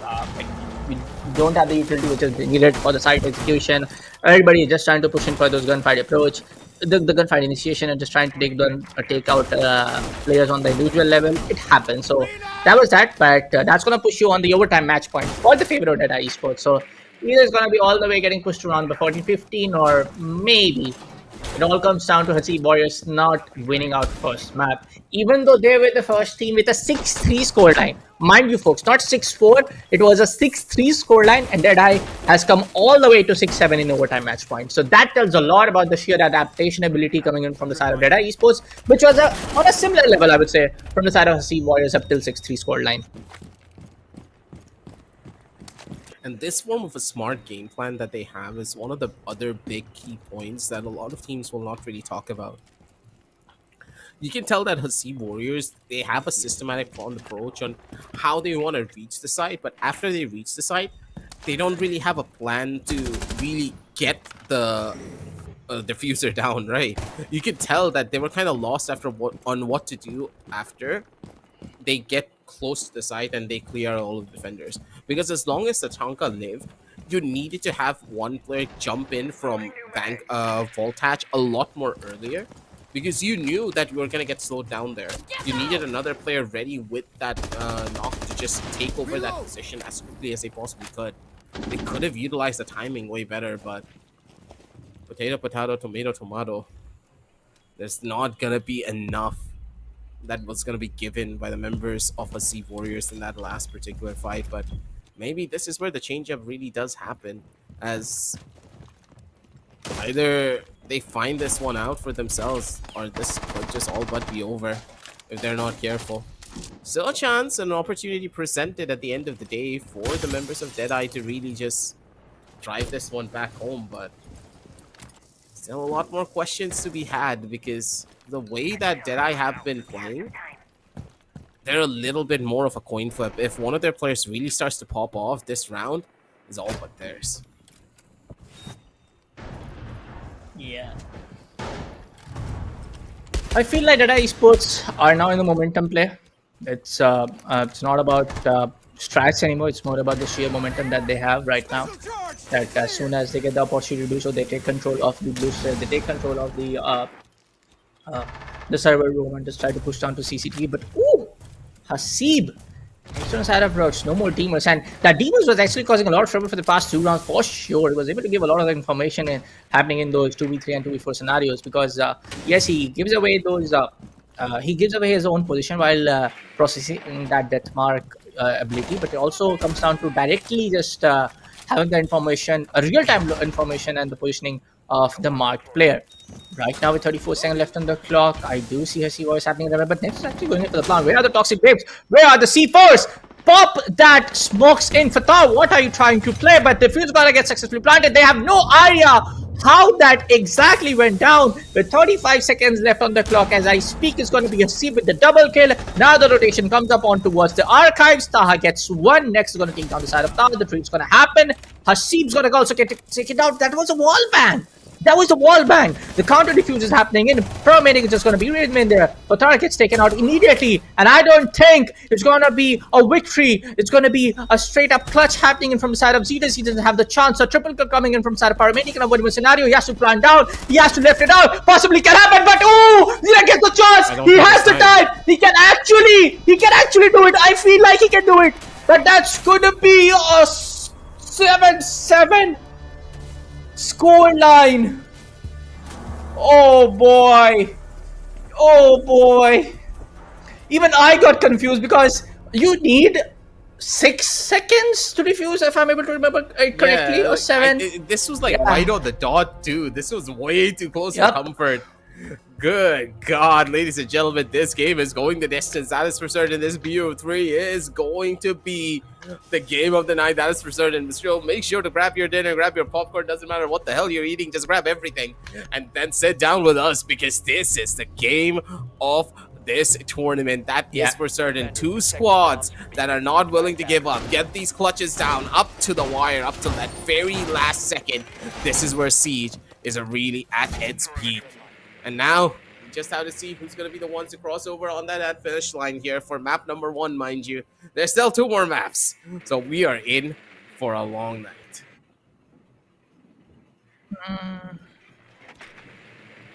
A long night? I mean, this is, I feel like right now it's, oh my god, it is about to be 9 p.m. It's 8:40 p.m. IST right now. I'm pretty sure if I'm pretty sure this I see this going on to decide a map. I don't know why. I have a feeling. Yeah, and I'm gonna be late. Chance.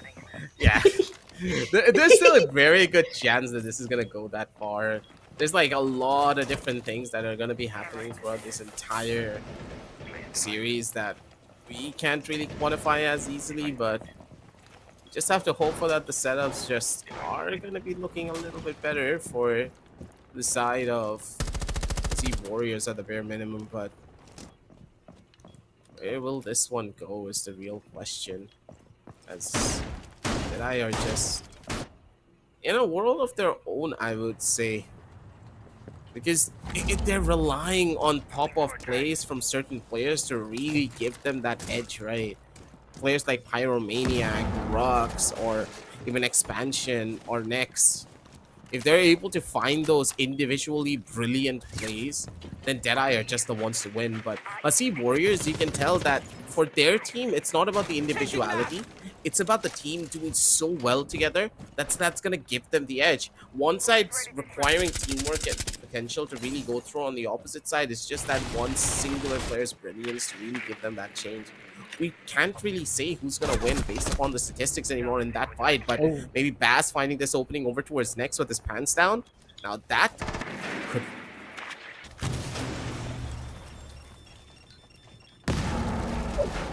it's gonna be a 5v4 right now as next goes down.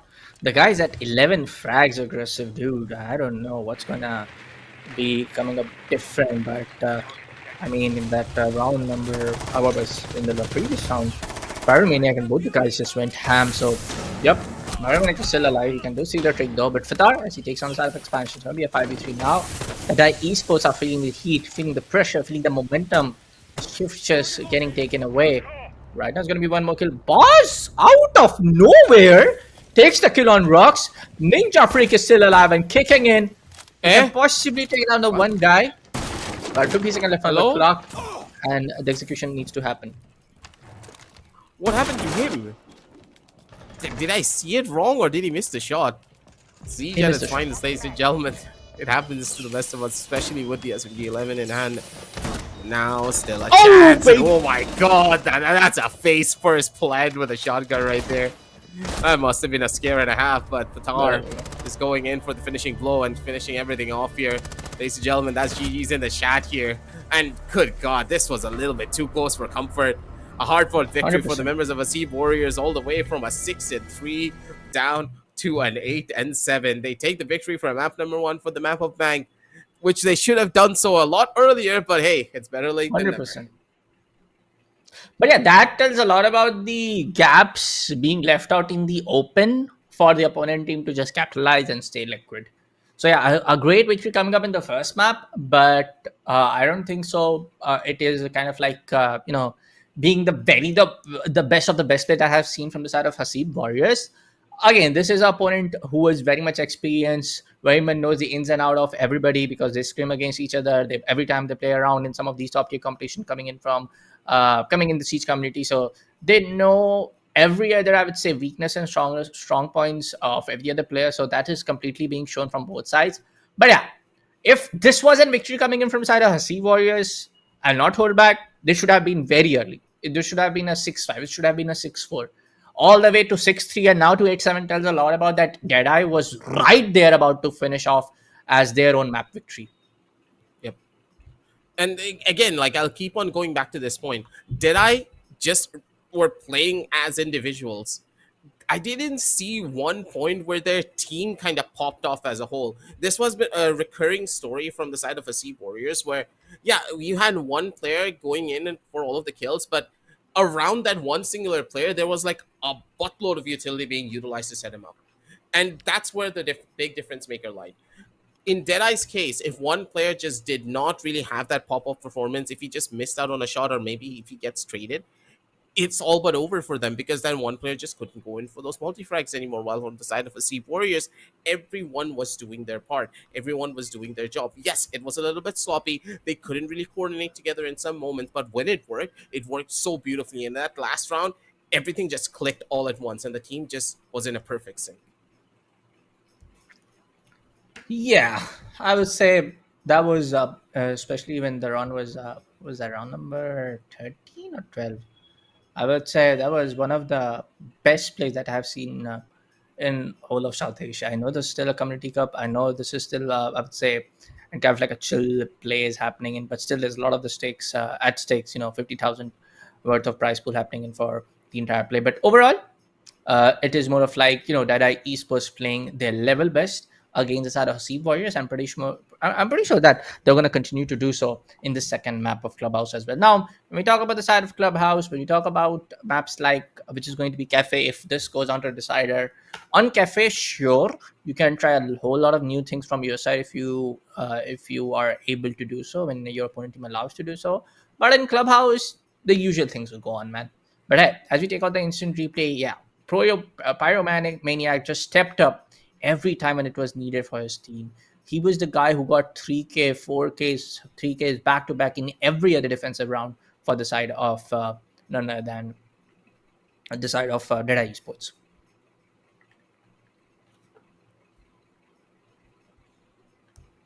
This is going to be a little bit of a question mark, in my opinion, though, on what's going to happen in game number two, because they're going to be a little bit heartbroken about this one, because after fighting so hard, tooth and nail, for the last couple of rounds, they just have to go back to the drawing board and just get themselves set up and ready for this next fight. There's a lot of buts and ifs to moving forward, right? On what to do next, on what to expect coming through from the members of Z Warriors in the following map, because they got first taste on how well their team coordination and synergy can work, and especially on these overtime rounds, or when the pressure is just this high, they have to make it work. But one of the good things that I do see from Dead3ye is their creativity factor. The fact that they are so well played out when it comes down to the overall creativity is what's really beautiful. Utilizing Tachanka this way is just something that we don't see often. And the fact that Dead3ye came up with something like that is very smart. And those plans alone is what's really going to be the game changer for them, especially in this round. This is the one that you were talking about, too. The clutch that came through from Xenox here. This is just unheard of. This was a beautiful round for them. Yep.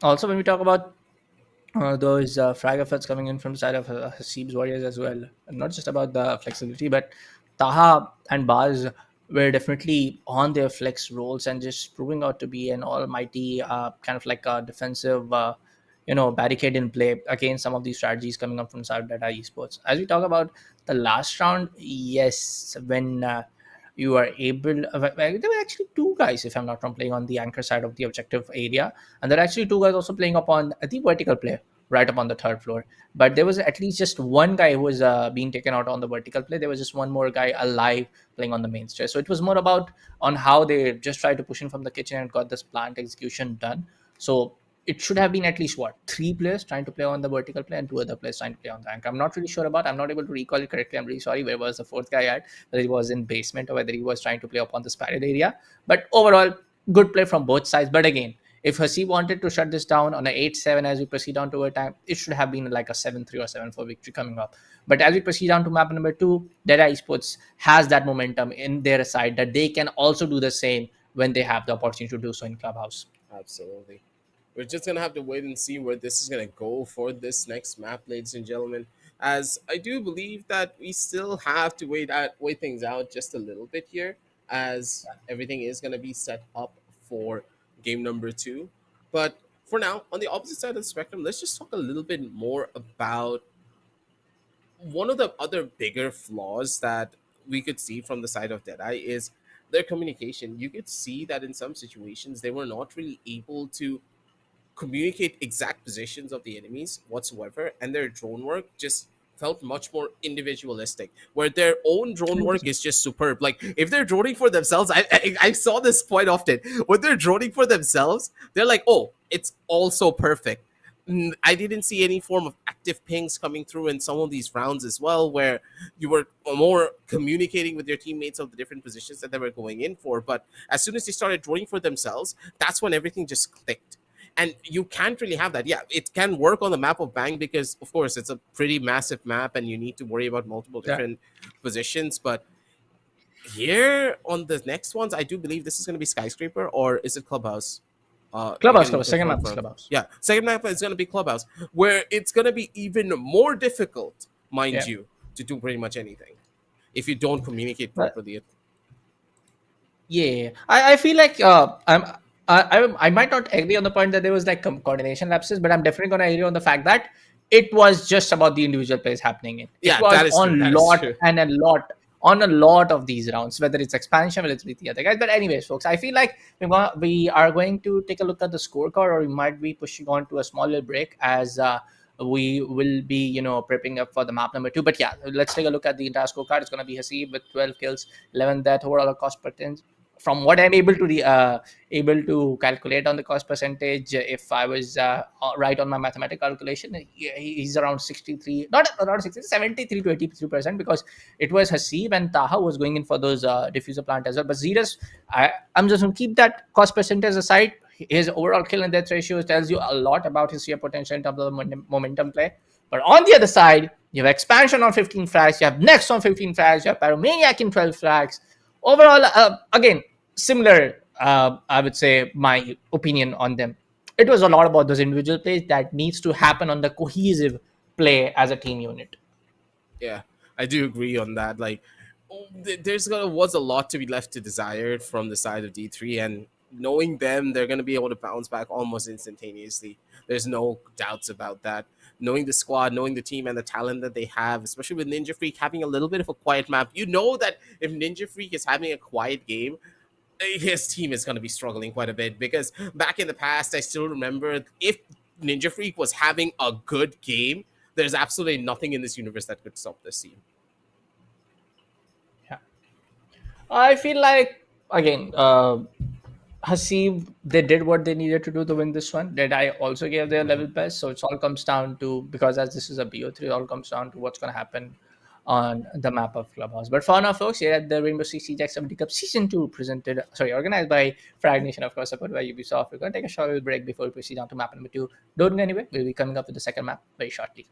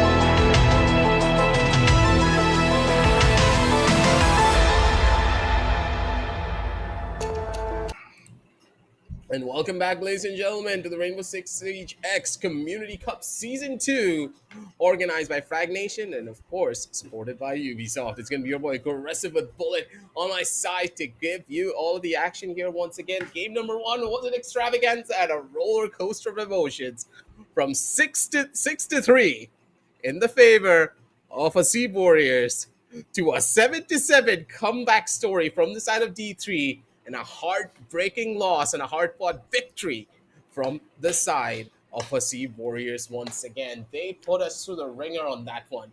But as map number 2 rolls around, being Clubhouse, the much more vanilla-flavored map, both of these squads, they are absolutely on point for this particular roundup.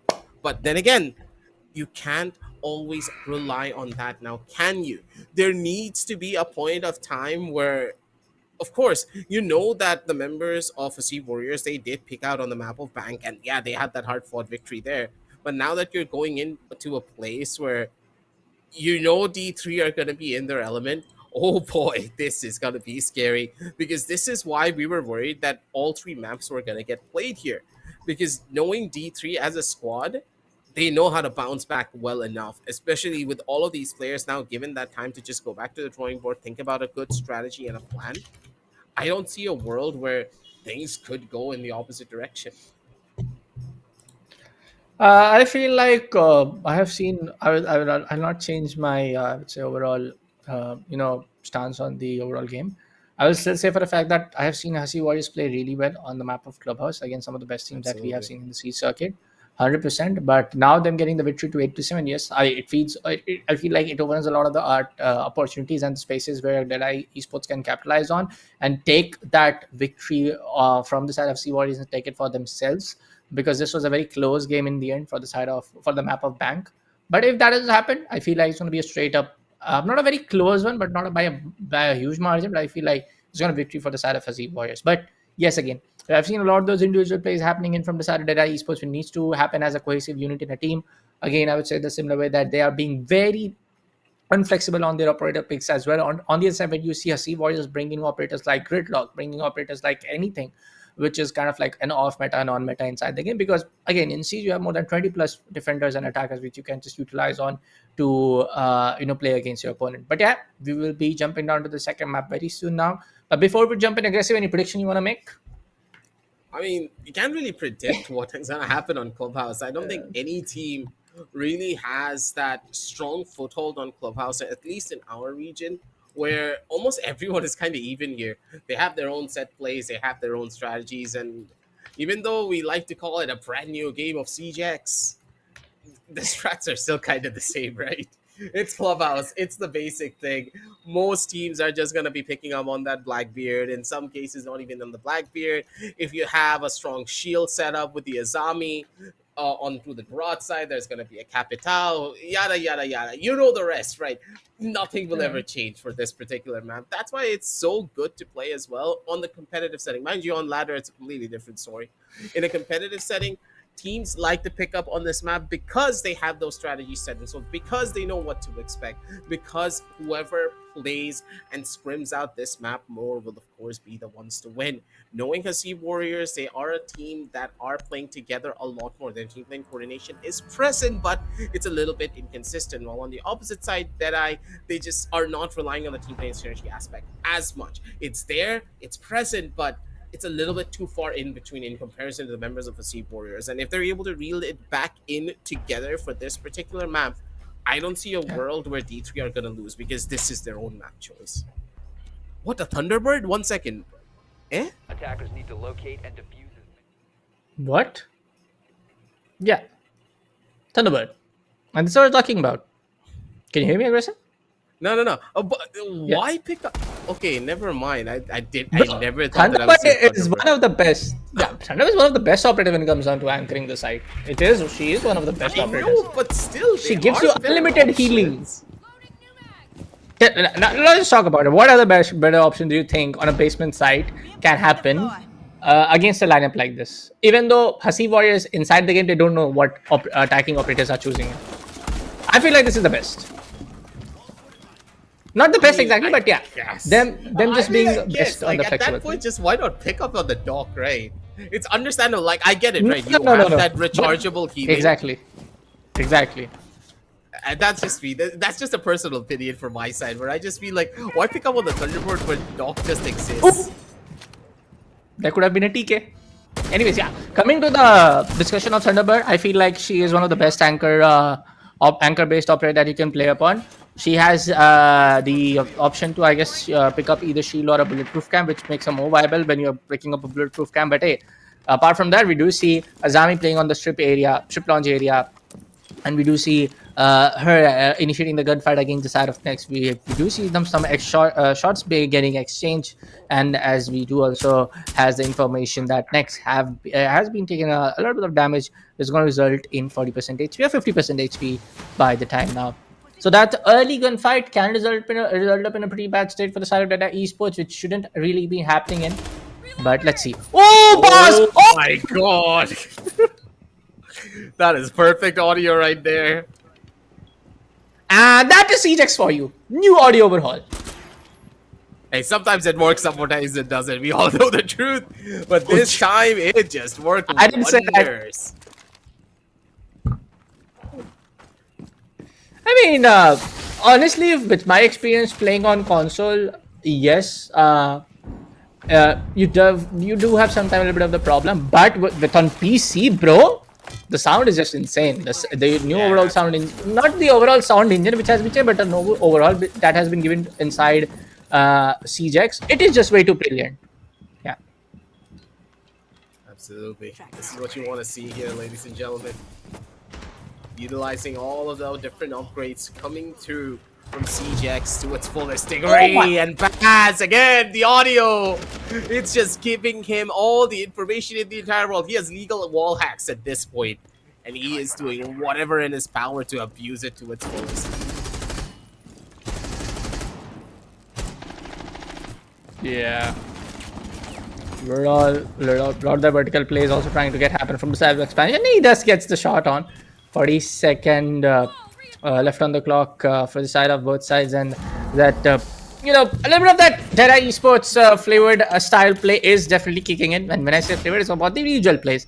Expansion is still alive, trying to place up those nades in. Has to push down the side of Zeros back in the corner.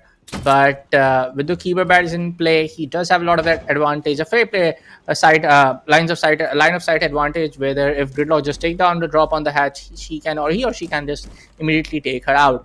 Now expansion try to push him to escape tunnel. Bike is still alive. I don't see Dead3ye Esports winning out this one. It's going to be straight up a victory coming in from the side of Hasib. The setup coming in from Baz was just like so good. Him being able to find that opening frag, immediately get another catch onto the C4. There's just no world where Dead3ye are just able to turn this one around. They lost out on too many of their key important pieces too early on in the round, but rinse and repeat, just Hakuna Matata. Play for this next round and just go in for the better setups, because last one, it was slightly questionable, but at the same time, Fuse getting picked up from the side of Dead3ye. Now, this will be quite interesting to see how this Fuse is utilized to its fullest, but knowing how the members of Hasib Warriors like to play, if they're able to signal out any one of these particular players, that Fuse is going to find a lot of value. Defenders, protect your bombs from being defused by attackers. 1 second, folks. Yeah, apologies. I was just opening up a stat. Yeah, I was talking about, when you talk about Fuse in general, which has been, still sticking in.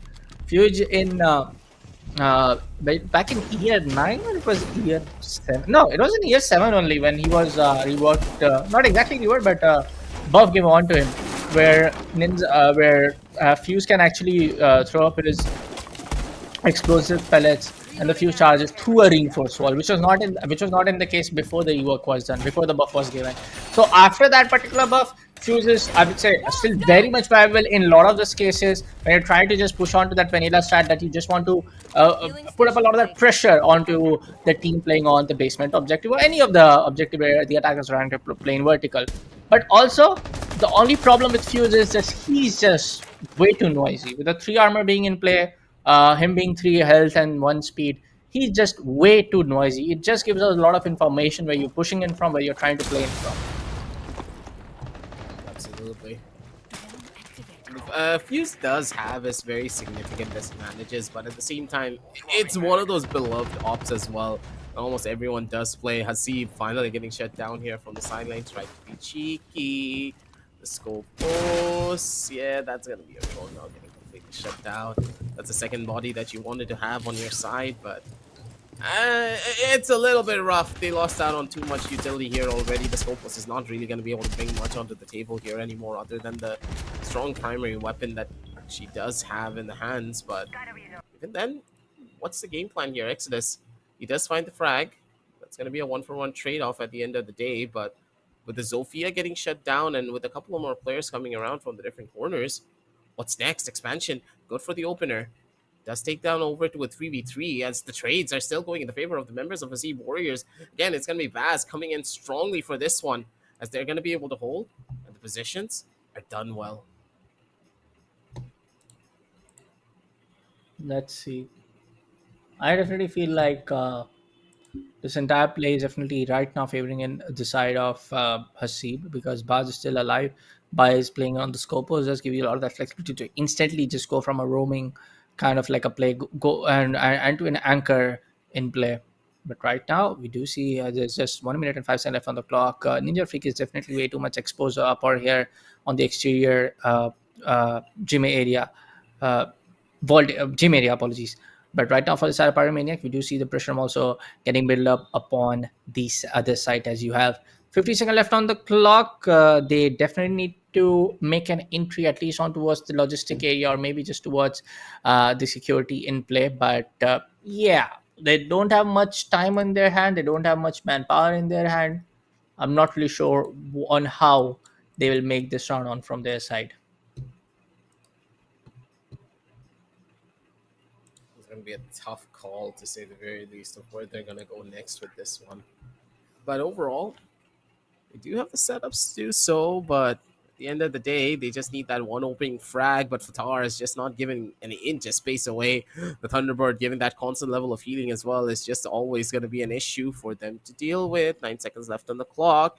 Immediate run around. Fatar now needs to try and deny this one out as quickly as he possibly can. 1 second left on the clock. The plant fully down through. And now it's all about the post plant here. Where do they want to go next? Does he even have the position of where the player could be at? Goes by in towards the corner, the doorway, still a problem. I don't think he's going to be expecting it. The sounds do come through, and this is where the play really needs to happen. Flashed away around the corner, doesn't really get caught by it. Has the position and the timing. Here's the sound, knows for the wraparound, and the shot just keeps on connecting. And Fatar, Damn, absolutely cool, calm, and collected, is not phased by a damn thing here. That's a Z Warriors for you, ladies and gentlemen, getting clutch for round number 2, and a 2-0 lead for their side. dude, this is kind of going in the similar way where the first map got started off. That Hasib Warriors are just giving no chance to the side of Dead3ye Esports and just making sure that the one of the best teams that you play against, uh, in in a matchup like this. But also comes down to the fact that Dead3ye Esports they have taken a lot of the time on the first map of bank as well to just play on their level best. So yeah, up to round number 4, I'm just gonna shut up. I'm just gonna close my mouth on where this entire matchup and series can go for. But right now, yes, we do see a lot of that individual plays happening, and we'll right to request the observer if he can just just show up onto the vertical layout. But anyways, we'll just go on to POVs. Yeah, we just have to just go through with the upper top down approach now, don't we? But overall, you can tell that there's going to be a lot of situations where the members of Dead3ye just have a good read on what the members of the Sea Warriors are trying to do, but on the opposite side of the spectrum, it's not as simple. Having a good setup is just only one part of the game here. They need to look in for more. As for now, Sea Warriors, with them being on the driver's seat for this one, you can tell that there has been a drastic change in the overall setup. With the Dogaby now getting picked up, the Fuse still being present, they want to play based upon the information that they're able to gain. And Gridlock, I do believe, is one of those characters that most people are just sleeping on. Gridlock is an extremely powerful operator to play for.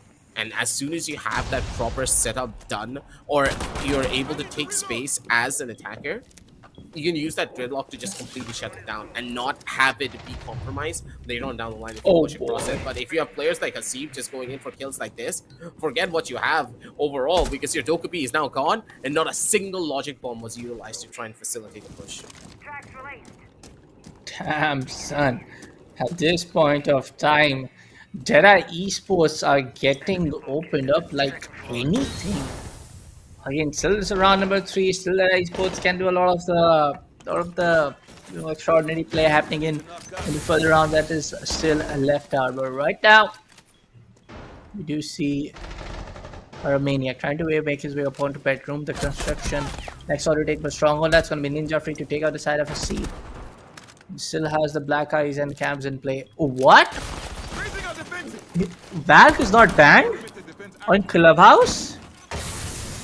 I am realizing that round number 3. Anyways, next gets the pick on C. Does that information is definitely getting relayed through those black eye camps left, right, and center. Next takes a bit of damage, but still trying to place the way up on from the CCTV room, trying to cause up a lot of the pressure. Bars playing on the roamer, attacking in play, gets on the kill with Tex, goes on for the second. The information will get relayed. Naughty gets the Pyromaniac, and yes, that substitution is also in play. And now it's going to be a 1v2 expansion, trying to make a name for himself now. Yeah, with the Thermite, this is going to be a tough call. You can't really miss out on those headshots now, can you? The weapon not really favoring him as much. The SMG-11 can always be such a nuisance if you're not careful. The fire rate, always something big to deal with. 40 seconds left on the clock, ample amounts of time. Sounds already being given away. Setups present and ready. One in towards the back lane, but the shots missed out. This is gone from back to Warriors, but Fatar, he just does not give. Good positioning here from him. He was just able to hold and wait it out while his opponents just scrambling around under the pressure. 3-0, ladies and gentlemen, the members of Hasib Warriors showcasing their dominance on this defensive side. The story does not repeat itself seemingly, because last time around it was 2-0 in the favor of Hasib Warriors, where D3 they were able to make that comeback happen on a 2-2. Yeah. But here, the lead just keeps on getting wider. As D3, they need to go in for the change out, and it's apparently going to be the Bandit who gets shut out, with a Thermite being taken away off the board. This is smart coming in from either side of things, and an immediate pause will be taken, because Dead3ye, they need to talk about what to do next, because without that Thermite, this is going to be a huge issue to open up any of these reinforced walls. Yeah, Dead3ye Esports much needed timeout, which have been kind of like taken in a little bit early, but anyways, it's still gonna be a viable call. We do see a little bit of that chat and banter going in text chat, but right now the pause is in play. The technical timeout is also in play. But yeah, we need that scoreboard, Hasib. Come on, we need that scorecard. Come on. 5-2-2. Oh, there's some of the chat going on. Apologies. Expansion with the 3-3, Pyromaniac with 3-3. We do have a good set of kills happening in from both ends, but still, it's right now Hasib who is on the upper hand for now. Attackers need to locate and defuse as many bombs as they can. Let's see what this is for sure. Gonna be on the bottom floor, so that's not really the end of the world if you don't really have one of those stronger hard breachers to work for you. As the Fenrir is gonna be another key important part on making this attack close to impossible for the members of Dead3ye. Good bird's eye view for the entire thing. This is perfect. Overall, you can tell that the setup's looking to be clean from the members of Hasib Warriors, but 10 seconds left. Love the cinematic view. I really am. No, please go. I'm really sorry. I'm really sorry to cut you. No. You don't need to. You don't need to say sorry for that. Like, even I like the cinematic view, right? We could just continue the conversation from then on. And don't forget, like, I'm here to have fun as well, being on the desk with you. So, knowing Siege, like, it's gonna take a while before the entire thing just gets to the point where we can actually do some play-by-play. It's Siege after all. Have that banter, have a little bit of fun, talk about the setups, and then it's just a waiting game, because the teams, they're not really as risky players. Knowing Dead3ye as well, they're not gonna be the ones to take a lot of active risks. You saw that yourself. They just like to take their time and take it slow because as soon as you start rushing, Hasib Warriors just have that understandable mindset that, hey, we can just trade them out. Let them play as aggressive as they want because they just can't do anything after that. Oh, that's gone. It's awesome. Oh, Baz! Zetus! Nah. I called it in the last game. They're getting opened up. They're getting ripped apart. This is literally an overpowered play happening in from both ends. Baz, somebody give this guy MVP of the entire series for sure. In terms of getting the frags for sure. Do it as a Fenrir as well. He's doing whatever the hell he wants. Just running around and getting these frags out. And these early kills is just such a nuisance. That's Hasib again. That's a C4 just blowing things to smithereens. And that's one of the problems of playing Fuse, right? You try to place down your... I forgot the name of the exact gadget there, but you fuse charges, and then immediately a random C4 is just going to get tossed in front of your screen. You just can't really do anything about it. It's tough, to say the very least, but that's kind of what reality is like when you think about it. You have to accept it and keep on moving forward, because for now, C was just... his team is just on a different league of their own. 100%, 100%. And then I'm just kind of like able to understand the gaps and the problems coming up from the side of Dead3ye Esports. That Nade's gonna cause a little bit of the trouble for the side of Buzz, but he just remains unpositioned, not just able to reposition himself in a really good play. The position play is definitely on point for the side of Dead3ye Esports for the time being. They are in the control of 90. Claudius gets a street shot on expansion. Pyromaniac drops down to the memorial room. 1v4, somebody's actually tried to flank him out. I am pretty sure about it. There we go. I did got the sound. Anyways, it's gonna be a 4-1 now. Oh, that is 4-0 or 4-1, apologies. 4-2-1, right? No, 4-0. Damn. It's a dominating game coming through from the members of the Sea Warriors. They just 100%. They're not even stopping for a single second in a lot of these rounds, and really don't want.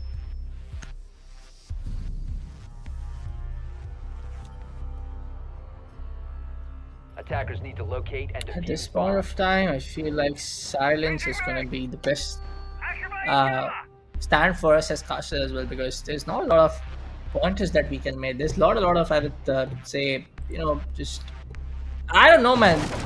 I don't have any points more to talk about. This is straight up domination. This is straight up Dead3ye Esports just failing every now and then to secure those rounds, secure those gunfights. Not, I'd say, apologies, not on the gunfight area, but more on playing very methodically. And for the side of Hasib Warriors, Baz and Zetus, you can say for itself, Fatar, what? Fatar is 4-0. For the past few rounds, he hasn't been killed off in any point. So yeah, some of these guys are just going all out in terms of securing those frags. And this is where Dead3ye Esports needs to step up. Right now, folks, we do see Ninja Freak playing on that Grim. Expansion on Demus. And only one Heart Breacher. So, again, when you don't have... apologies for... Let me just check. The site is on Gym and the bedroom area once again. So, yeah, one Heart Breacher is more than enough. But, oh my goodness, Expansion gets picked off one more time from the side of none other than Hasib. Hasib is just getting on the head of every other player who's trying to make a move against the side of Dead3ye. We do see the Heart Breach is in play. The secondary Heart Breach coming up from the side of Pyromaniac, being on the Zophia's kit is going to help them a lot, because we just saw Hibana being in play. So now things can get really spiced up, as they do have the control of the CCTV area. The MD are trying to now push onto the side of construction, but hey, Zofia, you need to help your buddy over here. Ninja Freak, if he goes on for one more melee, I'm pretty sure he will be picking off from a nade or a C4 anytime. But Hasib, as we do speak, that's just gonna make sure that nobody comes in from extreme stairs. Apologies, construction. Well, we also have up on the top yellow. We do have one player. Oh, he's right in the corner. Ninja, you can't miss him. You can't miss him. If you swing, you gotta take the shot. And he gets the shot on a zombie. 4v4. Push on the beehives up on the corner. Waiting for that information in play. But right now, from the looks of it, they're trying to open up the B wall. They're trying to take the control of the bomb B side. Now, with rotations in play, they do need a lot of the smokes. They do need a lot of that utility, which needs to happen, from the construction area.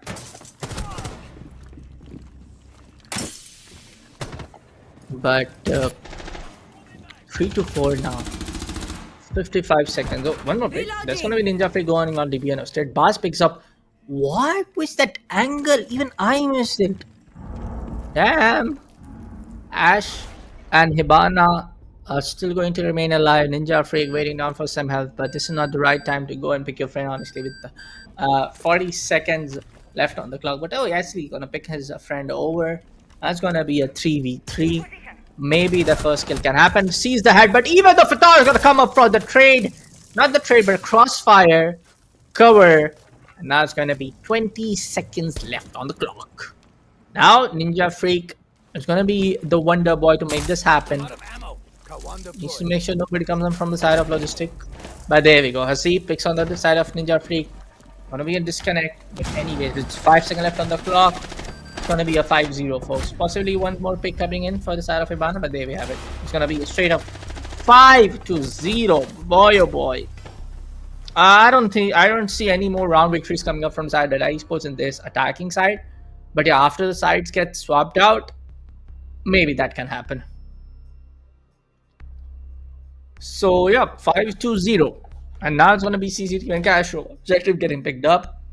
One last round for the side of Hasib Warriors to defend, and if they can make it to 6-0, that would be historic. 100% historic. Attackers need to locate and defuse as many bombs as they can.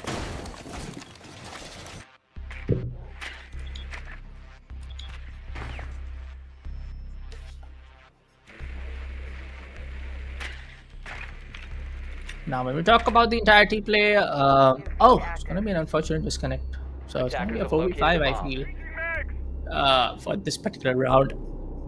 Possibly pause coming in. But yeah, I feel like they're going to be changing in. But anyways, 10 seconds left on the clock for this prep phase, round number 6. Let's see, 5-0. I feel like they're gonna continue 4v5, so maybe maybe Dead3ye Esports can bounce on this opportunity for sure. 2 minutes and 40 seconds at the start of the round. I don't know why I did that timer out, but anyways, trust me, man. Trust me, guys. There's not a lot of information. There's not a lot of happening in. But there we go. Oh, few charges and recharges happening at the same time. Good strategy to push all of the defenders trying to play upon very close for the frame. But oh, even though after using all of the utility at the right time, Cetus snaps on the opportunity to take down the side of Fuse, and boy, oh boy, that was some kill right there. And I have to speak up in this case. Expansion Tetra is getting suppressed every now and then, but it was the last map as well. In the first half, before the rehost happened, expansion was just popping off kills, popping off heads like anything. Fatar takes on the side from Maniac. Even if it's a 4v5, it's now going to be a 4v3. Dead3ye Esports, what are you trying to do? But Ninja Freak steps up, gets a kill up on the rotation where Fatar was trying to play and has smoke. Mute. And now with 1 minute and 40 seconds left on the clock, Dead3ye Esports needs to make the play happen. Needs to make the play happen. Next, he does have both the smoke bolts and the fire bolts left out. They're making a rotation. They're trying to push down from the eastern stairs as well. So might be a wise play to push at least Azami over there, playing up on the right side. Oh, C4 comes in. 1 minute and 4 seconds left on the clock. Not a lot of time left, honestly speaking, in a 3v3 scenario. Don't have the man advantage. Hasib has a lot of that damage being taken. Possibly he has to make up a rotation. Take a rotation on towards back to the B side. Yep, they have left up all the open, but boss! He ain't stopping anytime soon.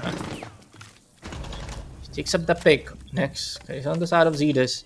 Yeah, this is what I was talking about. You have to clear out the garage before you can make a push onto the B side. as does happen.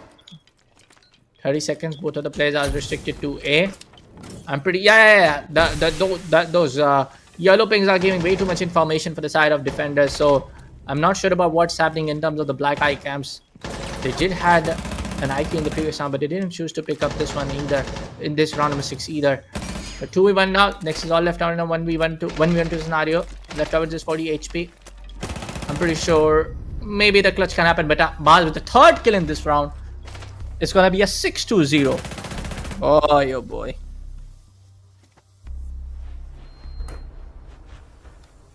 And now it's gonna be a pause, folks. And yeah, even I'm gonna take a pause for a little bit because it's gonna be an unfortunate disconnect for the side of aggressive, and just all by. It's your boy Bullet all by your side.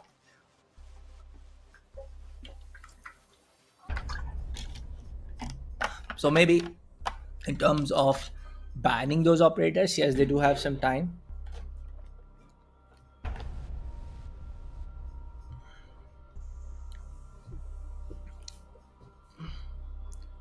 Six to 0.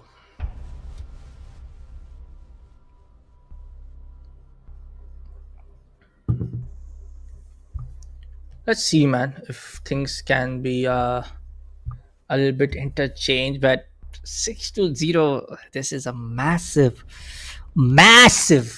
huge advantage. I ain't saying that Dead3ye Esports cannot make a comeback, but it looks way too hard. Just way too hard.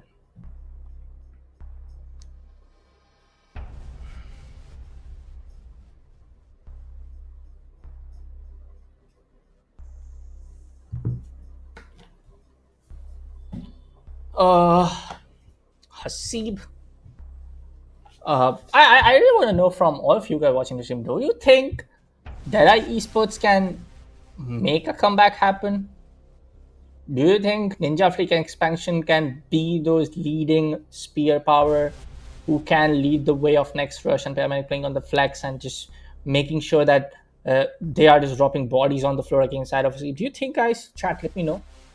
We also have the poll. Let me just take a look at the poll. It's actually Dead3ye Esports with 31% and 69% for the side of Hasib. So yeah, the votes are definitely favoring the side of Hasib for sure. So yeah, it's 6-0, and I previously talked about it, my man. I literally talked about it that in terms of the clubhouse, I have seen Hasib play in front of really good teams in the entire CG Esports circuit. So them winning up in bank in an 8-7 on a situation like that, on a overtime situation like that, I feel like it's gonna be over, folks. I feel like it's gonna be a 7-0. Don't get me wrong, Dead3ye Esports, no offense to you guys, you are my good friends, but I don't see this now going in overtime. It's gonna be really hard, guys. It's gonna be really hard. Hey, but wait a second. We have the match getting continued.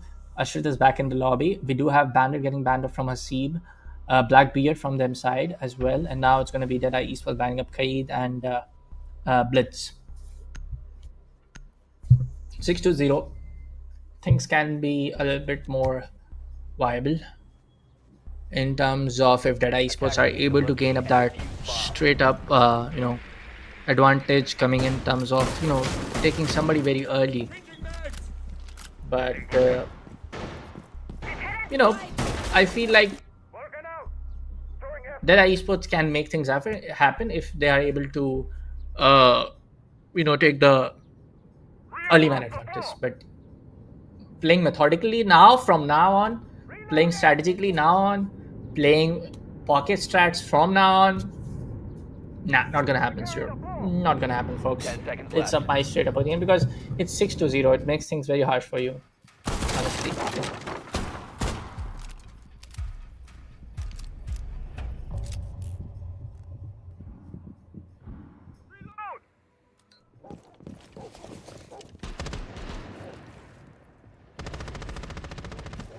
Changing max. But as we proceed down to Hasib Warriors attacking strategy, we have Nomad, we have Ace, we have Buck, we have the shield guy getting played up from Ashrid. I love to see the brain. I love to see the entire, the guy who is responsible for making strats, coaching the entire players, spotting all of the mistakes, playing as the leading way. He's on shield. He's just making sure he gets his teammates gets the information now. They're trying to push up the side illusion, which takes a lot of damage though. Per Maniac can make things happen if he just gets the swing kill on the side of C, but I don't think so. He's just way too HP and he just avoid does wish to do so. Right now we don't see anybody opening up the hatch. We don't see anybody trying to clear up the third floor. Yeah, we do see now Monty playing up on the third floor, but nobody playing on kitchen is a little bit unusual. Right now it's going to be 1 minute and 44 seconds. We do see some of these cameras getting taken out. But even though Valkyrie is not banned and nobody from Dead3ye Esports have gone for a Valkyrie play, strange. They have gone for the meta trap and the third control in play. Ninja Free for the smoke, toxic papes. The Dread Nat mines are definitely going to call a lot of trouble if Hasib is getting very quickly. Same goes in for the Melushi Banshee sound mines. The Hasib gets the pick on Pyromaniac. No more quick SMGs in play. It's gonna just pop up that fire extinguisher, which is inside of Memorial Room, to cause a little bit of that distraction for the side of Dead3ye Esports. And see, folks, this is how you actually take up that methodical approach. Even when you are taking up that lead with 6-0, they're taking all the time in the world to put up to open up all the pressure points against Dead3ye Esports and on the side basement and armory. And this is how you actually play. See this. Gets the pick on next. Now it's going to be a 5v3. Nomad gets placed up. Fatal takes a pick on Ninja Freak. Now it's going to be Rux, who at least gets the side of Hasib. Melushi Banshee is getting out of the way. Now it's going to be just one last guy who's getting restricted upon the tunnel. The GG's already in the chat. And Hasib Warriors win and play. Boy, oh boy. 7-0 in the score. 8-7 in the first map. And 7-0 in the second map. What a play happening from the side of Sea Warriors, and that was quick. What was like 27 to 31 minutes, and the second map is already over. Boy, oh boy, what a play coming in from the side of Sea Warriors. It's over, folks. It's over. And that's all I can say.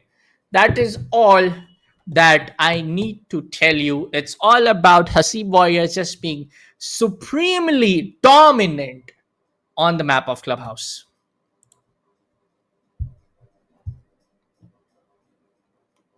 Now, let's take a look at some of these instant replays.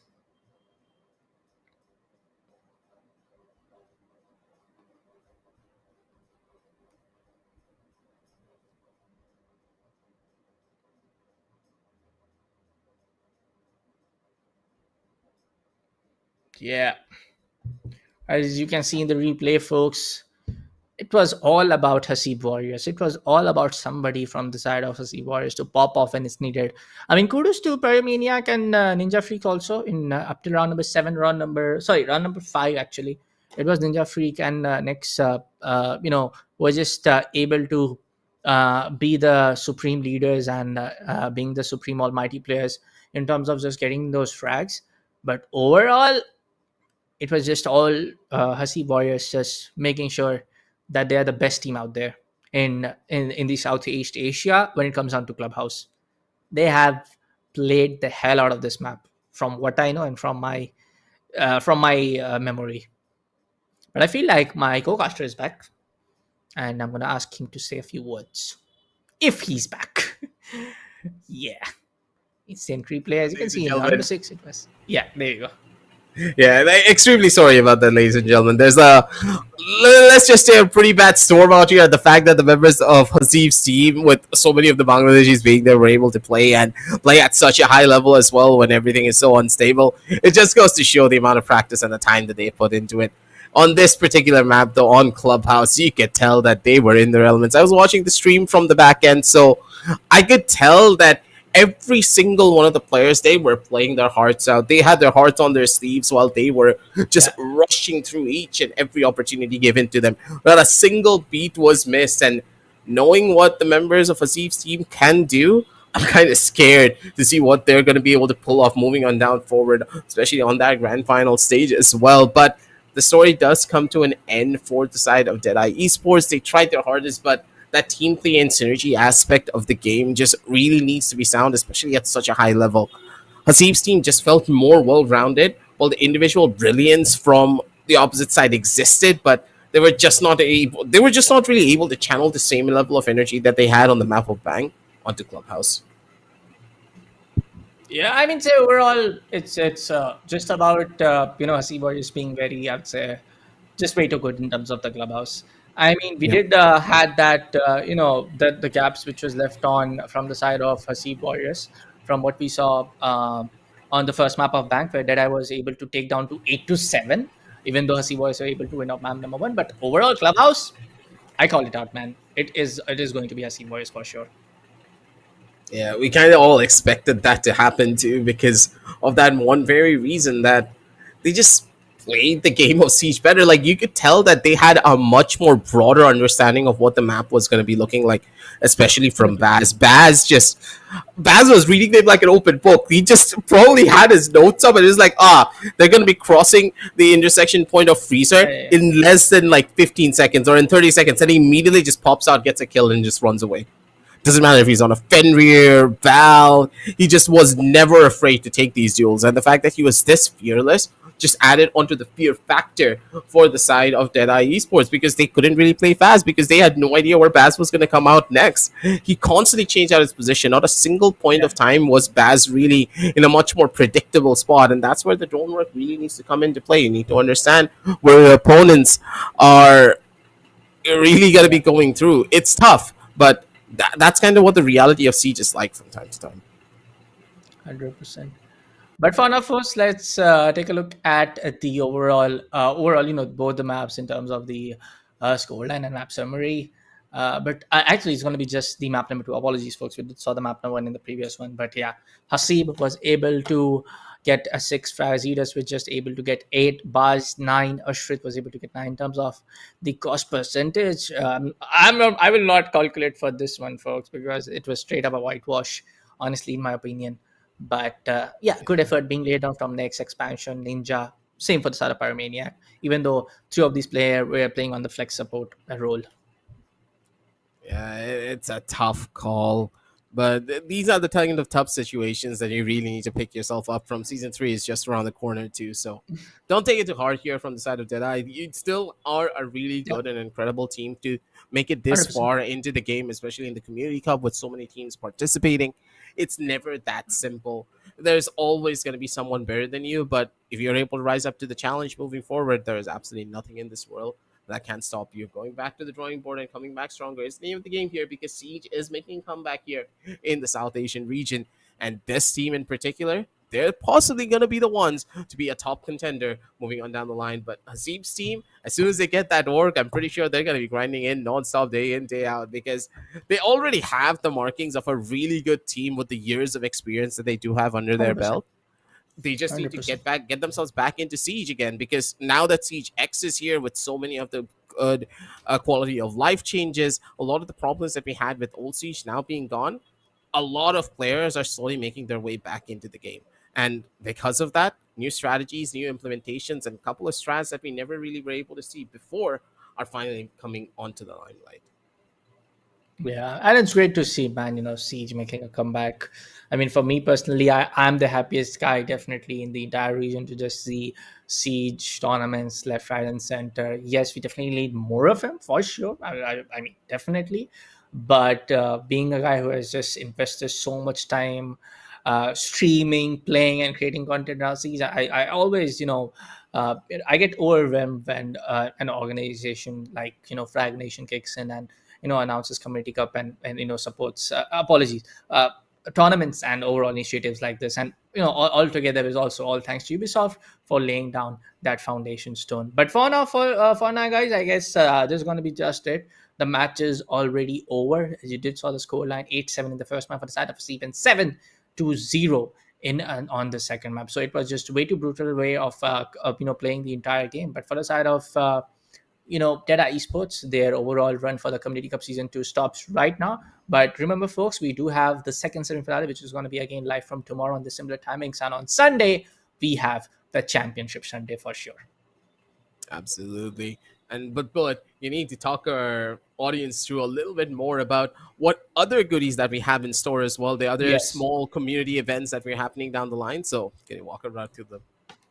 Yes, we do have a lot of these Discord based activities also happening. And the first one is going to be still so where you have to submit your best ace, clutch, anything clips that you have captured by your from your side, but needs to get submitted before July 19th 8 p.m. Where you if you win, you'll get 1,200 R6 credits. For the second one, you have the dual seat showdown where it's going to be a 2v2 tournament happening on our Fragnation Discord server. So for all of these activities, you need to make sure that you are on the Fragnation joined up Discord and get yourself the roles and do the formalities and get the notification. But for the Dual C Showdown, you gotta register before the next week, which is going to be July 16th, 9:30 p.m. IST. But the favorite one, but the fun one, the R6 meme competition, where you have to submit Siege X related memes, and the maximum number of reactions will receive 1,200 R6 credits. But for that, you need to submit your R6 related memes before July 29th.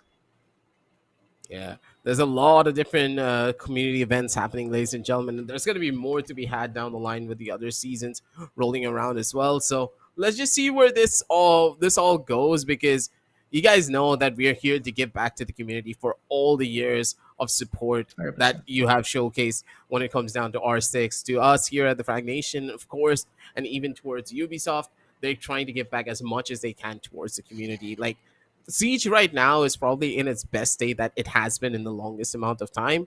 Ranked, up for grabs on whether or not it's in a good state or not. But for a lot of people, they're having fun. And here at this particular game instance, and even at this tournament, you can tell that the players, they're giving it their all.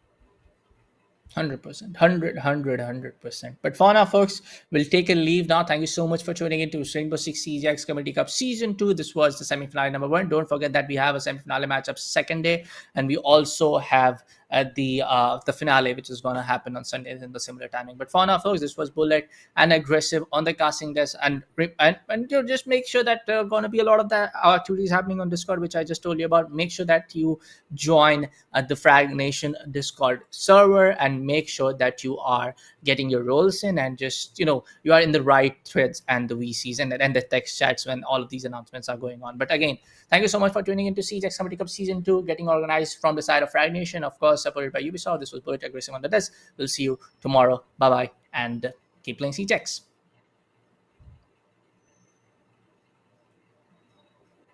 I don't think we're going to be going off just yet. Ah, never mind. Apparently, we're going to be sticking around for just a little while longer. Don't really worry about it, Bullet. Your ugly frog is going to get away very soon. But don't worry.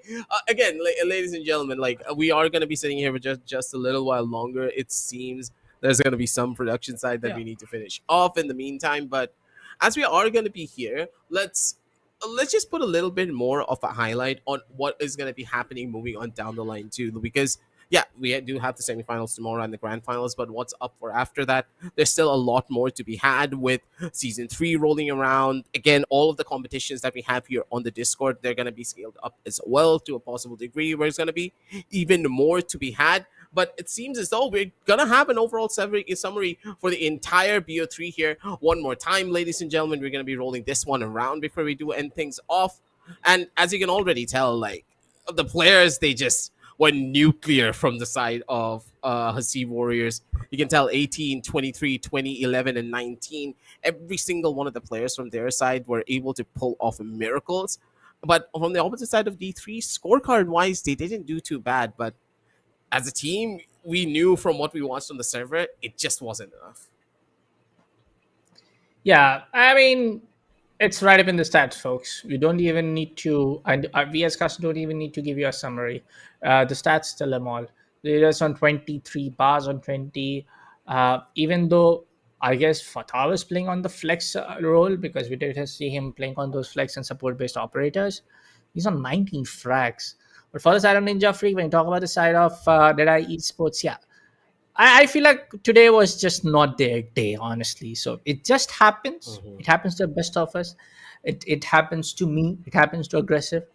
It happens to Blackjack. It happens to Baba Gusta. That sometimes now you're playing your best level play, and just someday you just cannot connect your shots, even though you're a guy like me playing on console. I mean, that's a different story entirely. It's very hard to hit those shots when you're on those thumbsticks. But then again, like all of these players, they're It's just just a they're habit.